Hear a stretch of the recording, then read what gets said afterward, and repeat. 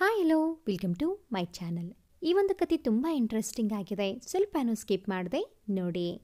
ಆತ್ಮಸಂಗಾತಿ. ಬೆಳಗಿನ ಜಾವ 3:30 ಸಮಯ. ಜೋರಾದ ಗಾಳಿ ಬೀಸುವಿಕೆ. ಊರಲ್ಲಿದ್ದ ಬಣವೆಗಳೆಲ್ಲ ಹಾರಿ ಹೋಗುತ್ತಿವೆಯೇನೋ ಎನ್ನುವಂಥ ಸುಂಟರ ಗಾಳಿ. ಕೆಲವರ ಮನೆಯ ಹೆಂಚುಗಳೇ ಗಾಳಿಯಲ್ಲಿ ತೇಲುತ್ತಿವೆ. ಆದರೆ ಊರಿನ ಯಾವುದೇ ವ್ಯಕ್ತಿಗೆ ಕನಿಷ್ಠ ಪಕ್ಕಕ್ಕೆಸೆಯುವ ಎಚ್ಚರಿಕೆಯೂ ಆಗಲಿಲ್ಲ. ಊರೊಳಗೆ ಬಂದದ್ದು ಒಂದೇ ಕಾರು. ಅದರ ಸುತ್ತ ಯಾವುದೇ ವಾಯುವಿನ ಸ್ಪರ್ಶವಿಲ್ಲ. ಆದರೆ ಕಾರು ಊರೊಳಗೆ ಬರಬಾರದೆನ್ನುವಂತೆ ಅಗೋಚರ ದುಷ್ಟಶಕ್ತಿ ಹಿಂದೆ ಹಿಂದೆ ಹೋಗುವಂತೆ ಮಾಡಿದರೆ, ಮತ್ತೊಂದು ಶಕ್ತಿ ಯಾರಿಗೂ ಅದರ ಸುಳಿವು ನೀಡದೆ ಕಾರು ಮುನ್ನಡೆಸಲು ಸಹಾಯ ಮಾಡಿತ್ತು. ವಿಶಾಲ ಅಂಗಳದಲ್ಲಿ ಕಾರು ನಿಲ್ಲುವವರೆಗೂ ಯಾರ ಗಮನಕ್ಕೂ ಬರದೆ ಬೀಸುತ್ತಿದ್ದ ಸುಂಟರ ಗಾಳಿ ಅವನ ಒಂದು ಪಾದಸ್ಪರ್ಶದಿಂದ ಶಾಂತವಾಯಿತು. ಇಡೀ ಪ್ರಕೃತಿಯೇ ನೀರವ ಮೌನಕ್ಕೆ ಶರಣಾಗಿ ಬಿಟ್ಟಿತ್ತು. ಎಚ್ಚರವಾದವಳೆ ದುರ್ಗಾಮಾತೆಯ ಗುಡಿಯ ಕಡೆ ಹೆಜ್ಜೆ ಹಾಕಿದಳು. ಆ ಹೊತ್ತಿನಲ್ಲೇ ಆಕೆ ಮರುಜನ್ಮ ಪಡೆದ ದಿನ.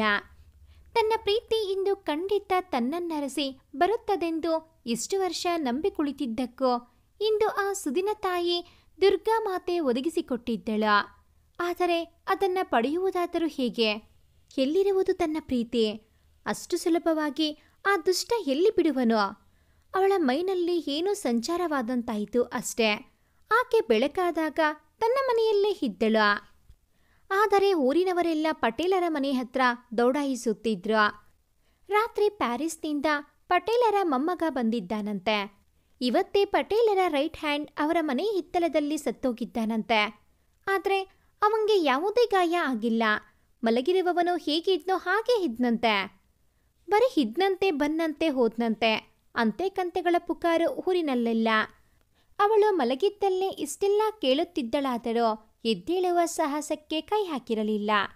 ಆದರೆ ಮಹಾರಾಣಿಯಂತೆ ಮಲಗಲು ಅದೇನೋ ಅವರಪ್ಪನ ಮನೆಯಲ್ಲವಲ್ಲ. ತಾಮ್ರದ ಕೊಡದಲ್ಲಿ ತಂದ ನೀರೆಲ್ಲ ಮಲಗಿದ್ದ ಆಕೆಯನ್ನ ತೋಯಿಸಿದ್ದು. ಯಾವುದೋ ಲೋಕದಲ್ಲಿದ್ದವಳಂತೆ ಬೆಚ್ಚಿಬಿದ್ದಳು. ಎದ್ದೇಳೆ ಮಹಾರಾಣಿ, ಹೊಂಬೋ ಹೊತ್ತಾದ್ರೂ ಇನ್ನೂ ಬಿದ್ಕೊಂಡೇ ಇದ್ರೆ ಮನೆ ಕೆಲಸ ಯಾರು ನಿಮ್ಮ ತಾತ ಮಾಡ್ತಾನಾ? ಹೋ, ನಿಂಗೆ ತಾತನೂ ಇಲ್ಲ ಅಲ್ವಾ? ನಿನ್ನಂದೇನು ಪ್ರಯೋಜನ? ನಿನ್ನನ್ನು ತಂದು ಸಾಕಿದ್ದಾರಲ್ಲ ಈ ಮನೆಯ ಹಿರಿಯ ಅನ್ಸ್ಕೊಂಡವ. ಹೋಗೋದು ಹೋದ, ಜೊತೆಗೆ ಈ ಪೇಡೆನೂ ಕರ್ಕೊಂಡು ಹೋಗಿದ್ದಿದ್ರೆ ಶನಿ ತಲುಗೋತು ಅಂತ ಖುಷಿ ಪಡ್ತಿದ್ವಿ. ಶಿವಕ್ಕನ ಗುಣಗಾಟ ಇನ್ನೂ ಮುಗ್ದಿರಲಿಲ್ಲ. ತೆಪ್ಪಗೆ ಅಲ್ಲಿಂದ ಸರಿದಿದ್ದಳು. ಪಟೇಲರು ತಮ್ಮ ಬಂಟ ಹೋಗುವ ಸುದ್ದಿಯನ್ನ ನೀಡದೆ ಹೋಗಿದ್ದು ಕೇಳಿ ದುಃಖಪಟ್ಟರೆ ವಿನಃ ಅವನ ಸಾವಿನಿಂದ ಅವರಿಗೇನೂ ಲಾಭ ನಷ್ಟ ಎರಡೂ ಇರಲಿಲ್ಲ. ಬದಲಾಗಿ ಮೊಮ್ಮಗ ಪ್ಯಾರಿಸ್ನಿಂದ 20 ವರ್ಷದ ನಂತರ ಬಂದಿದ್ದಾನೆಂದು ಊರಿಗೆಲ್ಲ ಹಬ್ಬದ ಊಟದ ವ್ಯವಸ್ಥೆ ಮಾಡಿದ್ದರು. ಆದರೆ ಅದನ್ನು ತಿನ್ನುವ ಯೋಗ ಮೊಮ್ಮಗನಿಗೆ ಇರಲಿಲ್ಲ. ಬಂದವ ಸುಸ್ತು ಎಂದು ಮಲಗಿದ್ದ. ನಂತರ ಅದು ಜ್ವರಕ್ಕೆ ತಿರುಗಿತ್ತು.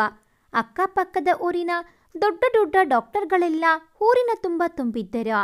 ಆದರೆ ಅವನಿಗೆ ಎಚ್ಚರವಾಗುವ ಸಂಭವವಿಲ್ಲ. ಮಧ್ಯರಾತ್ರಿ ಸುಮಾರು 1 ಸಮೀಪ ಪಟೇಲರ ಮನೆಯವರೆಲ್ಲ ತೂಕಡಿಸುತ್ತಿದ್ದರು. ಆಗ ಬಂದ ಆಕೆಯನ್ನ ಯಾವುದೋ ಶಕ್ತಿ ಹಿಡಿದು ತಳ್ಳಿದಂತಾಯಿತು. ಕೈಮುಷ್ಟಿ ಮಾಡಿ ಹಣೆಗೆ ಹೊತ್ತಿಕೊಂಡು ಮಣಮಣ ಮಂತ್ರ ಹೇಳಿಕೊಂಡಳು. ಅವಳು ಕಣ್ಬಿಡುವ ಮೊದಲೇ ಅವಳನ್ನ ಬಂಧಿಸಿದ್ದ ಯಾವುದೋ ಶಕ್ತಿ ಮಾಯವಾಗಿತ್ತು.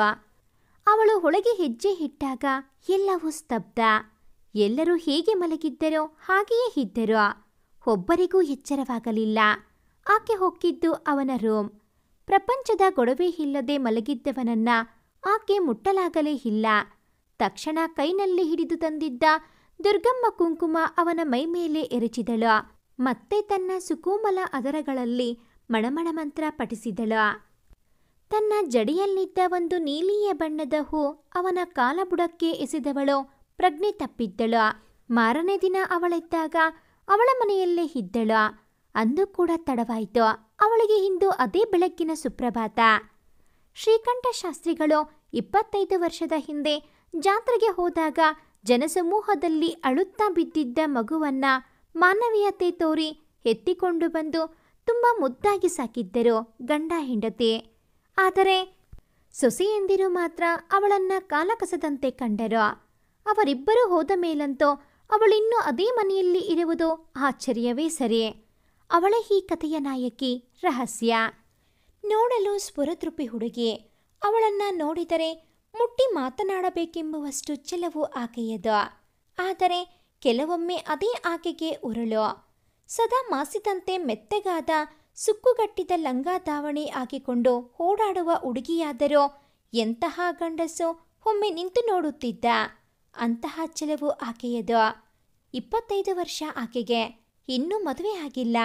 ವರ ನೋಡಲು ಇವರೇ ಹೋದರೂ ಬಂದ ವಿಷಯ ಮರೆಯುತ್ತಿದ್ದರು, ಅಥವಾ ಅವರೇ ಬಂದರೂ ಬೇರೆಯ ಮನೆಗೆ ಹೋಗುತ್ತಿದ್ದರು.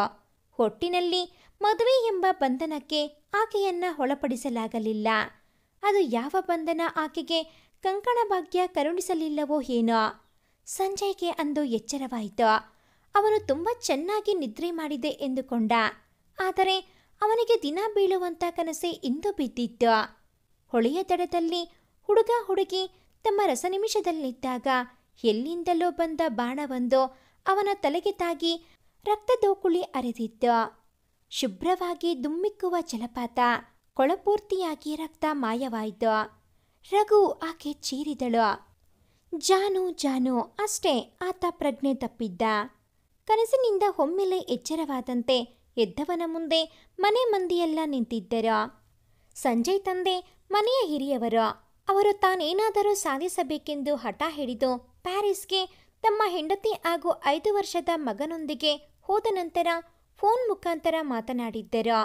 ಇಂದು 20 ವರ್ಷದ ನಂತರ ಸಂಜಯ್ ಬಂದಿದ್ದ ಕಾರಣ ಚಿಕ್ಕಪ್ಪಂದಿರು ಚಿಕ್ಕಮ್ಮರನ್ನ ನೋಡಿದವನಿಗೆ ಅತಿಯಾದ ಸಂತೋಷ.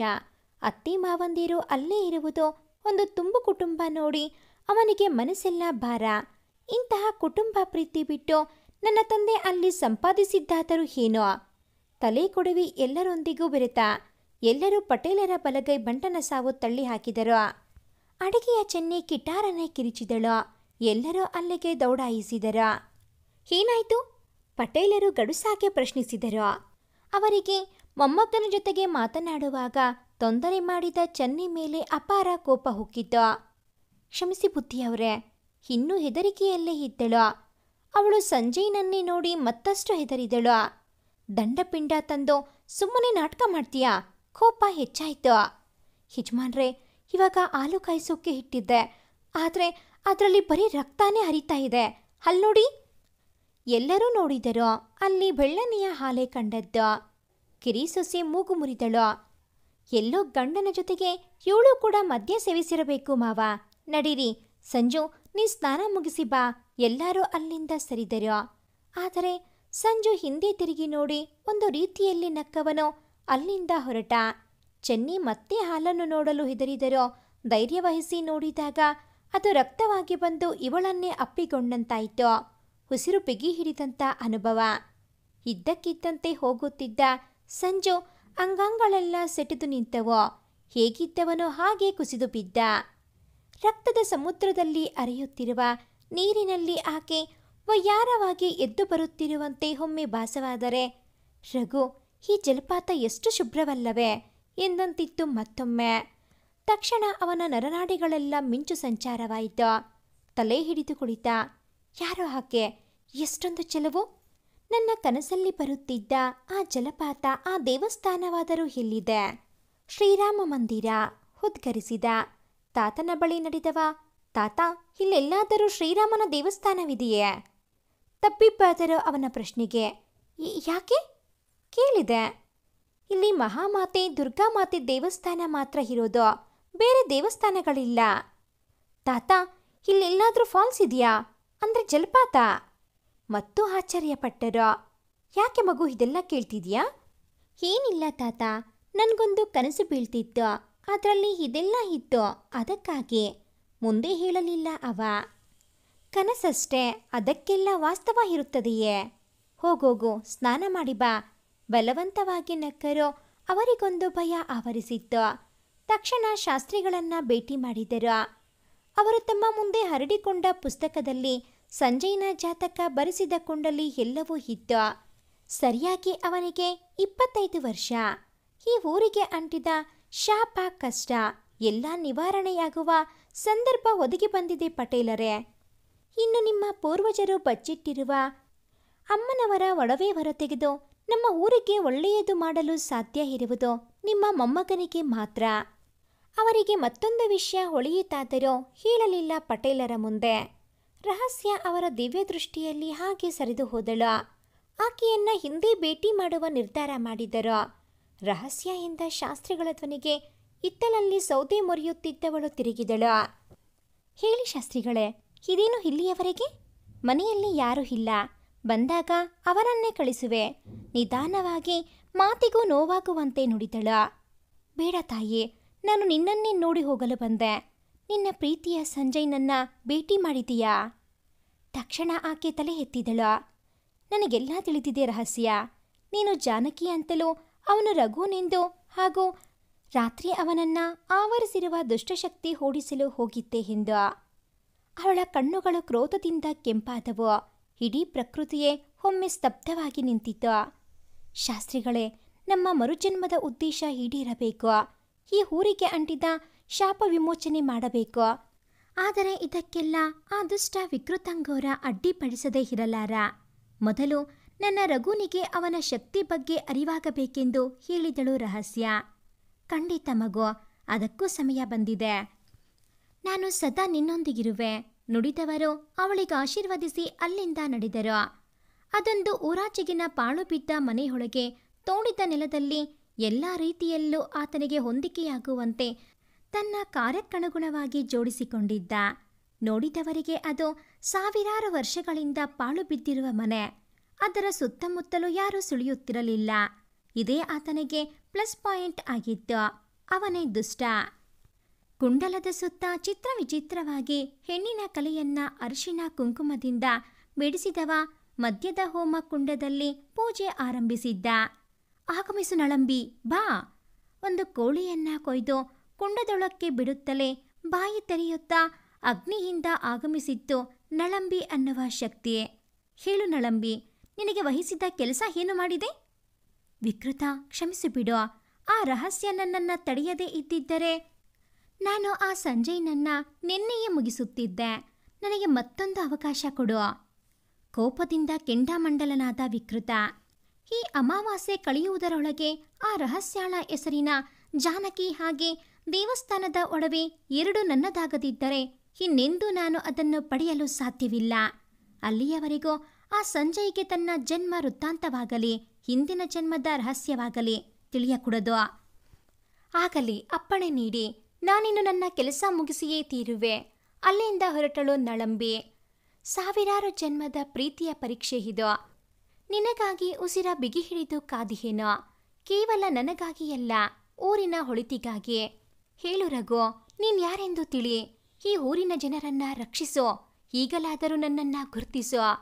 ಈ ಊರಿಗೆ ಅಂಟಿದ ಶಾಪದ ಪ್ರಕಾರ ಬರೀ ಬರಗಾಲ ಮಾತ್ರವಲ್ಲ, ಮನೆಗೊಂದರಂತೆ ಸಾವು ನೋವು ಹೆಚ್ಚಾಗುತ್ತಲೇ ಇವೆ. 10 ದಶಕಗಳ ನಂತರ ಬರುವ ಮುಂದಿನ ವಿಶೇಷ ಪೌರ್ಣಮಿಯಂದು ದೇವಸ್ಥಾನದ ಒಡವೆ ತೆಗೆದು ಅಲಂಕರಿಸಿ ದುರ್ಗಾ ಮಾತೆಯನ್ನ ಪೂಜಿಸದಿದ್ದಲ್ಲಿ ಈ ಊರು ಸಂಪೂರ್ಣ ಸರ್ವನಾಶವಾಗಿ ಬಿಡುತ್ತದೆ. ದುರ್ಗಮ್ಮ ಪರ್ವತದಲ್ಲಿ ಹರಿಯುವ ದುರ್ಗಾ ನದಿ ಇಡೀ ಊರನ್ನೇ ಒಂದು ಚಿಕ್ಕ ಕುರುಹು ಇಲ್ಲದಂತೆ ಮುಳುಗಿಸಿಬಿಡುತ್ತದೆ. ಇದೇ ಮಾತುಗಳು ಪದೇ ಪದೇ ಕಿವಿಯಲ್ಲಿ ಮರ್ದನಿಸುತ್ತಿದ್ದವು ಮಲಗಿದ್ದವನಿಗೆ. ಯಾರದು? ಎದ್ದವ ಎಲ್ಲೆಡೆ ನೋಡಿದ. ತಕ್ಷಣ ಅವನ ಮೈ ಕಂಪಿಸಿತು. ಕೂಡಲೇ ಎದ್ದು ಹೆಜ್ಜೆ ಹಾಕಿದ. ಕೂಗುತ್ತಲೇ ಹೊರಟ. ಯಾರದು? ಅವನಿಗೆ ತಲೆಯೆಲ್ಲ ಗಿರಕಿ ಹೊಡೆದಂತಾಯಿತು. ಆದರೂ ಅವ ಧ್ವನಿ ಬಂದಂತ ಹೆಜ್ಜೆ ಹಾಕುತ್ತಲೇ ನಡೆದ. ಮೊದಲೇ ಹಳ್ಳಿ, ಅಕ್ಕಪಕ್ಕ ತೋಟ, ಜೊತೆಗೆ ಬೆಟ್ಟ. ದುರ್ಗಮ್ಮ ಪರ್ವತದಲ್ಲಿ ಹರಿಯುವ ದುರ್ಗಾ ನದಿ ಶಬ್ದ. ಊಳಿಡುವ ಶ್ವಾನಗಳು ಒಂದೇ ಕಡೆ. ಆದರೆ ಇದೆಲ್ಲವನ್ನು ಕಡೆಗಣಿಸಿ ಅಪ್ಪಟ ಕೆಂಪು ಸೀರೆ ತೊಟ್ಟಿದ್ದ ನಾರಿ ಅವನಿಗಿಂತ ಕೊಂಚ ಮುಂದೆ ಮುಂದೆ ಹೋಗುತ್ತಿದ್ದಳು. ಹೇ ನಿಲ್ಲು, ಯಾರು ನೀನು? ಕೂಗಿದನವ. ಆದರೆ ಕೇಳಿಸಿದರೂ ಕೇಳಿಸದಂತೆ ಆಕೆ ಹೆಜ್ಜೆ ಹಾಕುತ್ತಲೇ ಇದ್ದಳು. ಒಮ್ಮೊಮ್ಮೆ ಅವನನ್ನ ದಿಕ್ಕು ತಪ್ಪಿಸಿಬಿಡುತ್ತಿದ್ದಳು. ಮರೆಯಲ್ಲೇ ಅವನು ಎಲ್ಲ ಕಡೆ ಹುಡುಕುವುದು ನೋಡಿ ಸಂಕಟವಾಗಿ ಅವನೆದುರು ಬಂದು ಮತ್ತೆ ಕೈಗೆ ಸಿಗದಂತೆ ಹೋದಳು. ಅವಳು ತಲುಪುವ ಜಾಗಕ್ಕೆ ಅವನನ್ನ ಕರೆತಂದಿದ್ದಳು. ತನ್ನ ಗಂಟಲಿಂದ ಕರ್ಕಶವಾಗಿ ಅರಚಾಡುತ್ತಾ ಮರದಲ್ಲಿ ವಿಲವಿಲ ಒದ್ದಾಡುವಂತೆ ಬೂದಿಯ ರೀತಿಯಲ್ಲಿದ್ದ ನಳಂಬಿ ಎಂಥವರು ಆ ಶಬ್ದ ಕೇಳಿ ಎದೆ ಹೊಡೆದು ಸಾಯುವಂತೆ ಅರಚುತ್ತಿತ್ತು. ಸಂಜಯ್ನ ಬಳಿ ಸುಳಿಯದಂತೆ ತಡೆದದ್ದಕ್ಕೆ ಇಂದು ಸಂಜು ದೇವಸ್ಥಾನದ ಮುಂಬಾಗಿಲಲ್ಲಿ ನಿಂತಿದ್ದ. ದೇವಸ್ಥಾನದ ಒಳಗೆ ಹೋದ ಆ ಕೆಂಪು ವಸ್ತ್ರಧಾರಿಯನ್ನ ಆತ ಕೊನೆಗೂ ಗುರುತಿಸಲಾಗಲೇ ಇಲ್ಲ. ಆದರೆ ಪಾಚಿ ಕಟ್ಟಿದ್ದ ನೀರಿನ ಕಲ್ಯಾಣಿ ಬಳಿ ಜಾರಿ ಬಿದ್ದವ ಸೀದಾ ಅಮ್ಮನವರ ಕಲ್ಯಾಣಿ ಒಳಗೆ ಬಿದ್ದಿದ್ದ.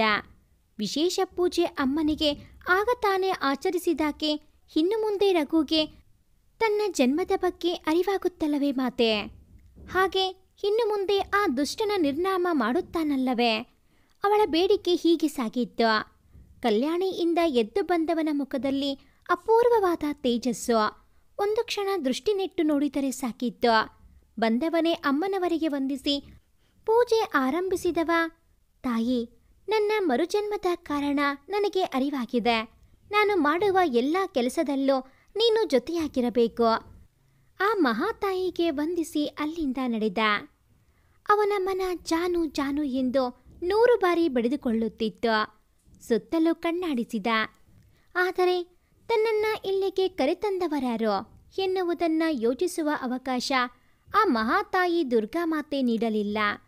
ಅವನು ನಿಂತು ಕೈ ಮುಗಿಯುವಾಗ ಅವನಿಂದೆಯೇ ಆಕೆ ನಿಂತಿದ್ದಳು. ಒಮ್ಮೆ ಮಾತೆ ದುರ್ಗೆ ಕಣ್ಣು ತೆರೆದು ಆಶೀರ್ವದಿಸಿ ಹಾಗೆಯೇ ಕಣ್ಮುಚ್ಚಿದಳು. ಒಂದು ಅಭೂತಪೂರ್ವವಾದ ಶಕ್ತಿ ಇಬ್ಬರ ಮೈ ಹೊಕ್ಕಿತ್ತು. ರಘುವನಿಗೆ ತನ್ನ ಸಂಪೂರ್ಣ ಜನ್ಮ ರಹಸ್ಯ ಬಯಲಾದರೂ ಆತನಿಗೆ ತನ್ನ ಜಾನಕಿ ಯಾರೆಂಬುದು ಮಾತ್ರ ತಿಳಿಯದಾಯಿತು. ಎಷ್ಟೇ ಪ್ರಯತ್ನಿಸಿದರು. ಪಟೇಲರು, ಮಗ, ಅಪರೂಪಕ್ಕೆ ಬಂದಿದ್ಯಾ? ಬೆಟ್ಟದ ದುರ್ಗೆ ದರ್ಶನ ಮಾಡಿಲ್ಲ, ಹೋಗಿ ಆ ತಾಯಿ ದರ್ಶನ ಮಾಡು ಎಂದರು. ಖಂಡಿತ ತಾತ, ನಾನು ಬೆಟ್ಟದ ದುರ್ಗಮ್ಮನ ಗುಡಿಗೆ ಹೋಗಿ ಎಷ್ಟೋ ವರ್ಷಗಳೇ ಕಳೆದಿವೆ. ನಾಳೆ ಖಂಡಿತ ಹೋಗುವೆ. ನನ್ನ ಮನಸ್ಸು ತೀರಾ ಉತ್ಸಾಹದಲ್ಲಿದೆ. ಜೊತೆಗೆ ನರಹರಿಯನ್ನ ಕರ್ಕೊಂಡು ಹೋಗುವ. ನರಹರಿ ಎಂದರೆ ಸಂಜು ಚಿಕ್ಕಪ್ಪನ ಮಗ. ಅಯ್ಯೋ ಅಯ್ಯೋ ಮೂದೇವಿ ತಂದು, ನಾಳೆ ಕೋಳಿ ಕೂಗೋಕೆ ಮುಂಚೆನೆ ಹೋಗಿ ಜಪ ಮಾಡ್ತಾ ಕೂತ್ಕೋತೀಯಾ? ಇವಾಗ್ಲಾದ್ರೂ ಕೆಲಸ ಮಾಡಬಾರ್ದಾ? ಮಹಾರಾಣಿಯಂತೆ ಕೂತ್ಕೊಂಡಿದ್ಯಾ? ಆಕೆ ಮೌನವಾಗಿ ಇತ್ತಲೆಗೆ ನಡೆದು ಬಾವಿಯ ನೀರು ಸೇದುವುದರಲ್ಲಿ ತೊಡಗಿದಳು. ಯಾಕೆ ಆ ಹುಡುಗಿನ ಅಷ್ಟು ಬೈತೀಯಾ? ಮನೆ ಕೆಲಸ, ಹೊಲದಲ್ಲಿ ಹೆಣ್ಣಾಳಿನ ಕೆಲಸ ಎಲ್ಲವೂ ಮಾಡಿದ್ರೂ ನೀನ್ ಬೈಯೋದ್ ಮಾತ್ರ ಬಿಡಲ್ಲ. ತೆಪ್ಪಗೆ ಹಾಕಿರೋ ಹಿಟ್ಟು ಖಾಲಿ ಮಾಡಿ ಎದ್ದೋಗಿ. ಬಂದ್ಬಿಟ್ರು ಮಾತಾಡೋಕೆ. ಹಾಕೋದೆ ಬಿಟ್ಟಿ ಕೂಳು, ಅದರಲ್ಲಿ ವಹಿಸಿಕೊಳ್ಳೋದು ಬೇರೆ. ಅದೆಲ್ಲಿಂದ ಬರ್ತಾವೋ ಪ್ರಾರಬ್ಧಗಳು. ಶಿವಕ್ಕ ಗಂಗಮ್ಮನ ಗೊಣಗಾಟ ದಿನ ಇದೆ. ಆದರೂ ಆ ಮನೆಯಲ್ಲಿನ ಗಂಡಸರು ಸಹಿಸಿಕೊಂಡು ಸುಮ್ಮನಿರಬೇಕಷ್ಟೆ. ಇದು ಆಕೆಗೆ ಅಭ್ಯಾಸವೇ. ಅವರೆದುರು ಎಷ್ಟೆಂದರೂ ತುಟಿ ಬಿಚ್ಚುವುದಿಲ್ಲ. ದುರ್ಗಮ್ಮ ಬೆಟ್ಟವನ್ನು ದುರ್ಗಮ್ಮ ಪರ್ವತವೆಂದೇ ಅಲ್ಲಿ ಕರೆಯುವ ಪ್ರಸಿದ್ಧಿ. ದಿನ ಪೂಜೆ ನಡೆದರೂ ಸೋಮವಾರ ವಿಶೇಷ ಪೂಜೆ ಅಲ್ಲಿ ನಡೆಯುತ್ತೆ. ವರ್ಷ ಪೂರ್ತಿಯಾಗಿ ಅಲ್ಲಿ ನದಿ ಹರಿಯುವ ಕಾರಣ ಬೆಟ್ಟದಲ್ಲಿನ ಮರಗಿಡಗಳೆಲ್ಲ ಸೊಂಪಾಗಿ ಪರ್ವತದಂತೆ ಕಾಣಲು ಸಹಕರಿಸಿದೆ. ಅಲ್ಲಿನ ವಿಶೇಷತೆ ಎಂದರೆ ತಾಯಿಯನ್ನ ನೋಡಲು ಒಂದು ದೊಡ್ಡ ಗುಂಡಿಗೆ ಅಲ್ಲಲ್ಲಿ ಸಲಾಕೆ ಹಾಕಿ ಕಬ್ಬಿಣದ ತಂತಿ ಮೇಲಿಂದ ಬೆಟ್ಟದ ಮಧ್ಯದವರೆಗೂ ಬಿಟ್ಟಿದ್ದಾರೆ. ಆ ಬಂಡೆಯಲ್ಲಿ ಪಾದ ಊರುವಷ್ಟು ಕಲ್ಲನ್ನು ಕೆತ್ತಿದ್ದಾರೆ. ಆ ಕೆತ್ತಿದ ಸ್ಥಳದಲ್ಲಿ ಮುಂಗಾಲು ಹೋರಿ ಒಂದು ಕೈನಲ್ಲಿ ದೂರ ದೂರ ಸಿಗುವ ಬಂಡೆಗೆ ಬಡಿದಿರುವ ಸಲಾಕೆ ಹಿಡಿದುಕೊಂಡು ಒಂದು ಕೈನಲ್ಲಿ ಕಬ್ಬಿಣದ ತಂತಿ ಹಿಡಿದುಕೊಂಡು ಬಗ್ಗಿ ಬೆಟ್ಟ ಹತ್ತುವುದು ಸವಾಲೇ ಸರಿ. ಆದರೆ ಯುವಕರಿಗೆ ಇದೊಂದು ಮೋಜು. ಮುಂಜಾನೆ 6 ಗಂಟೆಗೆ ಸಮೀಪ ನರಹರಿ ಜೊತೆಗೆ ಬಂದ ಸಂಜು 3/4 ಗಂಟೆಗೆ ಅರ್ಧ ಬೆಟ್ಟ ಹತ್ತಿ ತಂತಿಯ ಬಳಿ ಬಂದು ನಿಂತಿದ್ದರು. ಅವನು ಚಿಕ್ಕವನಿದ್ದಾಗ ತನ್ನ ತಂದೆ ಹೊತ್ತ ನೆನಪು. ಆದರೆ ಹಿಂದಿನ ಜನ್ಮದಲ್ಲಿ ತಾನು ಒಂದು ಹುಡುಗಿ ಕೈ ಹಿಡಿದು ಹತ್ತಿದ್ದ ನೆನಪು ಆವರಿಸಿತು. ಜಾನಕಿ ಮನದಲ್ಲಿ ಒಮ್ಮೆ ಹಾದು ಹೋದ ಅನುಭವ. ಅಣ್ಣ, ಬೇಗ ಬೆಟ್ಟ ಹತ್ತಬೇಕು, ಬಿಸಿಲಾದರೆ ಕಷ್ಟ. ಇಬ್ಬರು ಒಬ್ಬೊಬ್ಬರೇ ಗಟ್ಟಿಯಾಗಿ ಬಿಗಿದ ತಂತಿಯನ್ನ ಹಿಡಿದು ಅಲ್ಲಲ್ಲೇ ಪಾದ ಹೋರಿ ಹತ್ತಿ ತಾಯಿಯನ್ನ ನೋಡಿದ ಕೂಡಲೇ ವಂದಿಸಿ ನಿಂತರು. ನರಹರಿ ಸುಸ್ತಾಗಿದ್ದಂತೆ ಕಂಡ. ಆದರೆ ಸಂಜು ನಾರ್ಮಲ್ ಆಗಿಯೇ ಇದ್ದ. ಅವನ ವಿಶೇಷ ಶಕ್ತಿ ಬಗ್ಗೆ ಯಾರಿಗೂ ತಿಳಿದಿಲ್ಲ. ಕೇಸರಿ ಹಸಿರು ಬಣ್ಣದ ಲಂಗ ದಾವಣಿ ತೊಟ್ಟು ಉದ್ದ ಚಡಿಯನ್ನ ಆಗ ತಾನೇ ಮಿಂದ ಪರಿಣಾಮ ತುಂಬ ಸರಳವಾಗಿ ಹೆಣೆದು ಕೈಯಲ್ಲೊಂದು ಹೂವಿನ ಬುಟ್ಟಿ ಹಿಡಿದು ಬರುತ್ತಿದ್ದ ಹುಡುಗಿಯನ್ನೇ ನೋಡುತ್ತಿದ್ದ. ನೋಡುತ್ತಲೇ ಆಕೆ ಒಂದೇ ಕೈನಲ್ಲಿ ತಂತಿಯನ್ನ ಮಾತ್ರ ಹಿಡಿದು ಹತ್ತಿ ಬಂದಿದ್ದನ್ನ ಆಶ್ಚರ್ಯವಾಗಿ ನೋಡುತ್ತಾ ನಿಂತು ಬಿಟ್ಟ ಕೈ ಕಟ್ಟಿ ಸಂಜು. ಇನ್ನೊಂದು ಹೆಜ್ಜೆ ಇಟ್ಟರೆ ತಂತಿ ಬಿಡಬಹುದು ಎಂದು ತಪ್ಪಿಯೂ ಜಾರದ ಕಾಲು ಇಂದು ಜಾರಿತ್ತು. ಇನ್ನೇನು ಹಾಕಿ ಬೀಳುವ ಸಮಯಕ್ಕೆ ಮುಂದೆ ಬಂದು ತನ್ನ ಕೈ ನೀಡಿ ತನ್ನ ಮೇಲೆ ಎಳೆದುಕೊಂಡವ ಅವಳ ಮುಖ ನೋಡುತ್ತಾ ಕಣ್ಣಾಳಲ್ಲೇ ಕಳೆದು ಹೋದ. ಆಗ ತಾನೇ ಉದಯಿಸುವ ಸೂರ್ಯನ ಕಿರಣ ಎಲೆಯ ಮೇಲಿನ ಇಬ್ಬನಿ ಹೀರುವಂತೆ ಮಿಂದು ಬಂದವಳ ಮುಖದಲ್ಲಿನ ಪಳಪಳನೆ ಹೊಳೆಯುವ ಅವಳ ಮುಖದ ಕಾಂತಿಯನ್ನ ಅವಳಿಗೆ ಮತ್ತಷ್ಟು ರಂಗಾಗಿಸಿ ಕೊಡುತ್ತಿದ್ದನ ಅಥವಾ ತನ್ನ ಬಳಿ ಇರಿಸಿಕೊಳ್ಳಲು ಹೀರುತ್ತಿದ್ದನ ತಿಳಿಯಲಿಲ್ಲ. ಆದರೆ ಅವಳನ್ನು ನೋಡುವಲ್ಲಿ ಕಳೆದು ಹೋದವನಿಗೆ ಒಂದು ರೀತಿಯಲ್ಲಿ ಹೊಸ ಉತ್ಸಾಹ. ಕಳೆದುಕೊಂಡ ವಸ್ತು ಮತ್ತೆ ತನ್ನ ಬಳಿಗೆ ಬಂದಿದೆ ಎಂಬ ಭಾವ ಅವನನ್ನು ಆವರಿಸಿತ್ತು. ಎಲ್ಲವೂ ತಿಳಿದರೂ ಆಕೆ ಕಣ್ಮುಚ್ಚಿ ದೇವರ ಧ್ಯಾನದಲ್ಲಿ ತೊಡಗಿದ್ದಳು. ಇನ್ನೇನು ಶಾಸ್ತ್ರಿಗಳು ಬಂದು ಪೂಜೆ ಆರಂಭಿಸಬೇಕು. ಆಗಲೇ ಭಕ್ತಾದಿಗಳು ಬರಲು ಆರಂಭಿಸಿದರು. ಆತ ಬೇಡ ಬೇಡವೆಂದರೂ ಅವಳನ್ನು ನೋಡಬಯಸಿದ್ದು. ಇವಳೇ ನನ್ನ ಜಾನಕಿಯಾಗಿದ್ದರೆ ಒಮ್ಮೆ ಅನಿಸಿದರು. ಸಮಯ ಬಂದಾಗ ತಾಯಿಯೇ ದಾರಿ ತೋರಿಸುವಳಲ್ಲ. ಆದರೆ ಮೊದಲು ಮುಂದೆ ಆಗಬೇಕಾದ ಕಾರ್ಯ ನೋಡಬೇಕು. ಅದಕ್ಕಿಂತ ಮೊದಲು ಜಾನಕಿ ಯಾರೆಂಬುದು ಪತ್ತೆಯಾಗದ ಹೊರತು ಆ ಕಾರ್ಯ ಸಾಧ್ಯವಿಲ್ಲ. ಅಮ್ಮ ಮಾತೆ ದುರ್ಗೆ, ದಯವಿಟ್ಟು ನನ್ನ ಜಾನು ನನ್ನ ಕಣ್ಮುಂದೆ ಬರುವಂತೆ ಮಾಡು. ಎಲ್ಲವೋ ದುಷ್ಟ ನಳಂಬಿ, ನಾನು ಹೇಳಿದ್ದೇನೋ ನೀನು ಮಾಡಿ ಬಂದಿರುವುದೇನೋ. ಕ್ಷಮಿಸು ವಿಕೃತ, ನನಗೆ ಮತ್ತೊಂದು ಅವಕಾಶ ನೀಡು. ಸಾಧ್ಯವಿಲ್ಲ, ನಿನ್ನಿಂದ ಈ ಕೆಲಸವಾಗದು. ಇನ್ನೂ ತಡ ಮಾಡಿದರೆ ನನಗೆ ಅಪಾಯ. ಆದಷ್ಟು ಬೇಗ ನಾನಂದುಕೊಂಡ ಕೆಲಸ ಪೂರ್ಣ ಮಾಡಲೇಬೇಕು. ಇದಕ್ಕೆಲ್ಲ ಅವನೇ ಸರಿ, ವಿಷಾಸುರ. ವಿಕೃತ, ನಮ್ಮಣ್ಣ ಬಂದರೂ ಜಾನಕಿ ರಘು ಒಂದಾದರೆ ನಿನ್ ಕಾರ್ಯ ಸಫಲವಾಗುವುದು ಅನುಮಾನ. ನುಡಿದಿದ್ದೇ ಚಂಗನೆ ಮಾಯವಾಗಿತ್ತು. ವಿಷಾಸುರ ಅದೆಷ್ಟು ಶಕ್ತಿಶಾಲಿ ಎಂದು ನನಗೆ ತಿಳಿದಿದೆ. ಹಲ್ಲು ಕಚ್ಚಿ ಕೋಪದಲ್ಲಿ ನುಡಿದವ ಅವನ ಆಗಮನಕ್ಕೆ ತಯಾರಿ ನಡೆಸಿದ. ದೇವಸ್ಥಾನದಲ್ಲಿ ದೇವರ ಧ್ಯಾನದಲ್ಲಿ ಮಗ್ನನಾಗಿದ್ದವನಿಗೆ, ರಘು, ಇದೇ ದೇವಸ್ಥಾನದಲ್ಲಿ ನಮ್ಮಿಬ್ಬರ ಮದುವೆ ನೆರವೇರಬೇಕೆಂದು ನನ್ನಾಸೆ ಎಂದಳು ಜಾನಕಿ. ಖಂಡಿತ ಜಾನಕಿ. ಹಗುರವಾಗಿ ಅಪ್ಪಿಕೊಂಡ ಆ ಕ್ಷಣ ತನ್ನ ಮಸ್ತಿಷ್ಕಕ್ಕೆ ಬಂದದ್ದೇ ತಟ್ಟನೆ ದೇವರ ಧ್ಯಾನದಿಂದ ಹೊರಬಂದವ ಕಣ್ಬಿಟ್ಟ. ಸಾಕ್ಷಾತ್ ಅಮ್ಮನವರಂತೆ ಅವನೆದುರು ಕುಳಿತಿದ್ದಳು ರಹಸ್ಯ. ಒಂದು ಕ್ಷಣ ಜಾನು ಎಂದು ತಾನಾಗೆ ಅವನ ಬಾಯಿಂದ ಬಂದ ಪದವದು.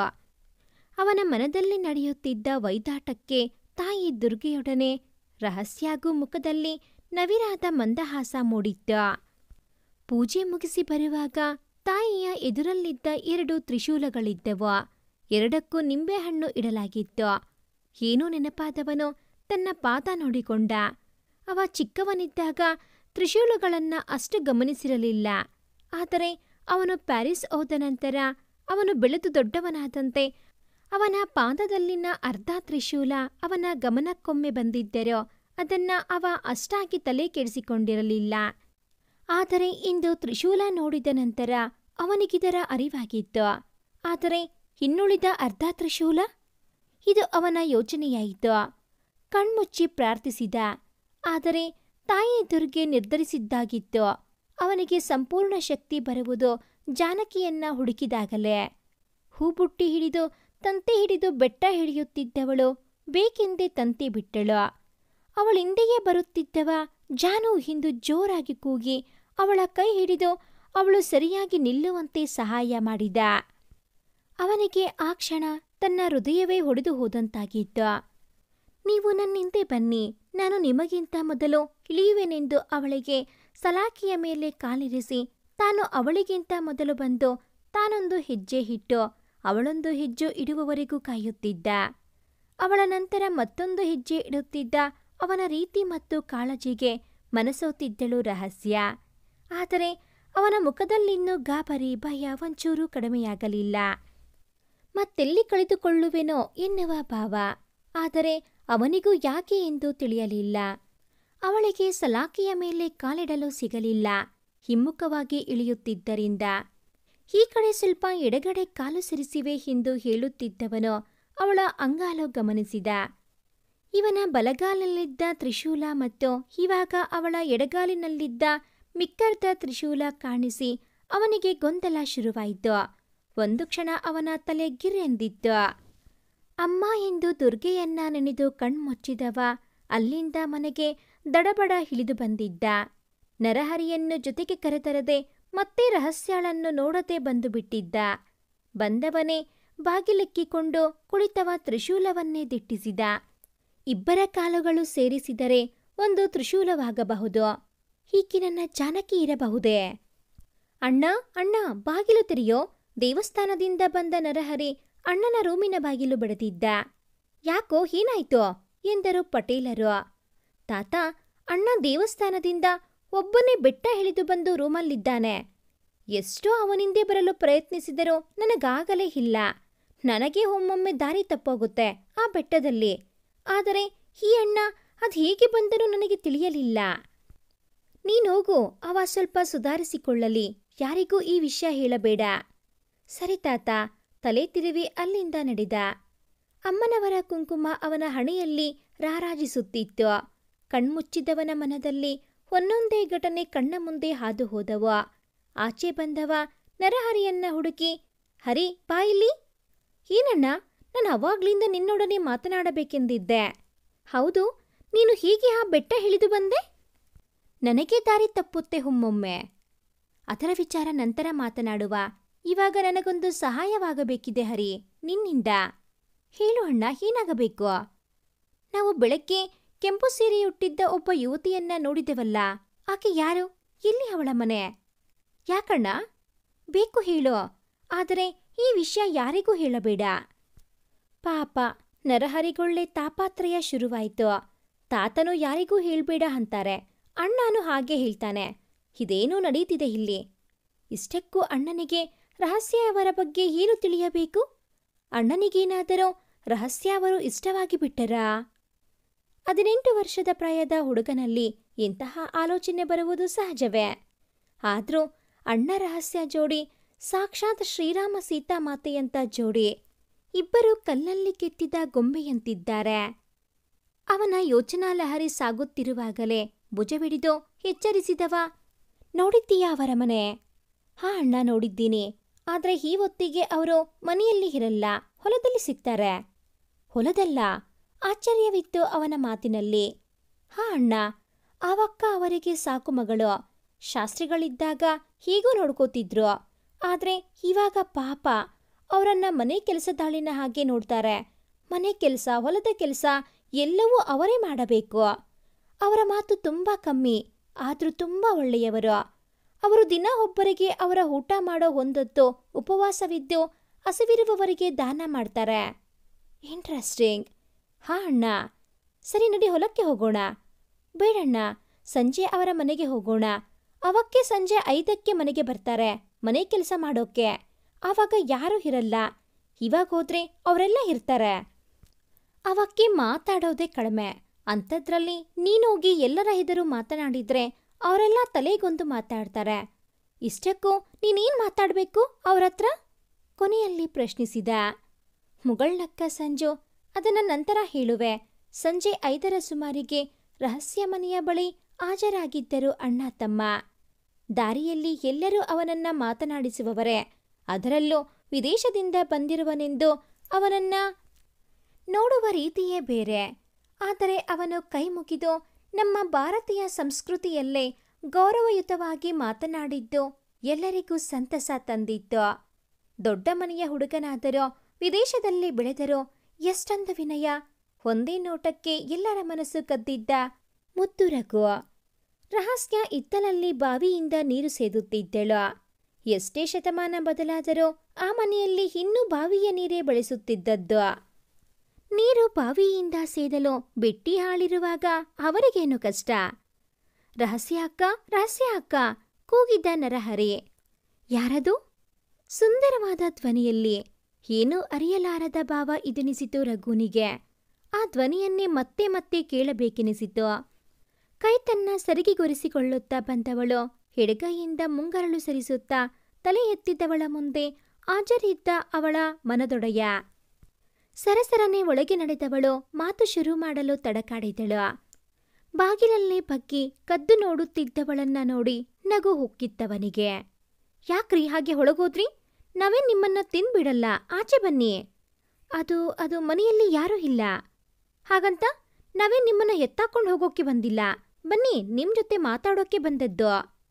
ಅವನ ಮಾತಿನ ವರಸೆಗೆ ಪೂರಾ ತಬ್ಬಿಬ್ಬಾದಳು ರಹಸ್ಯ.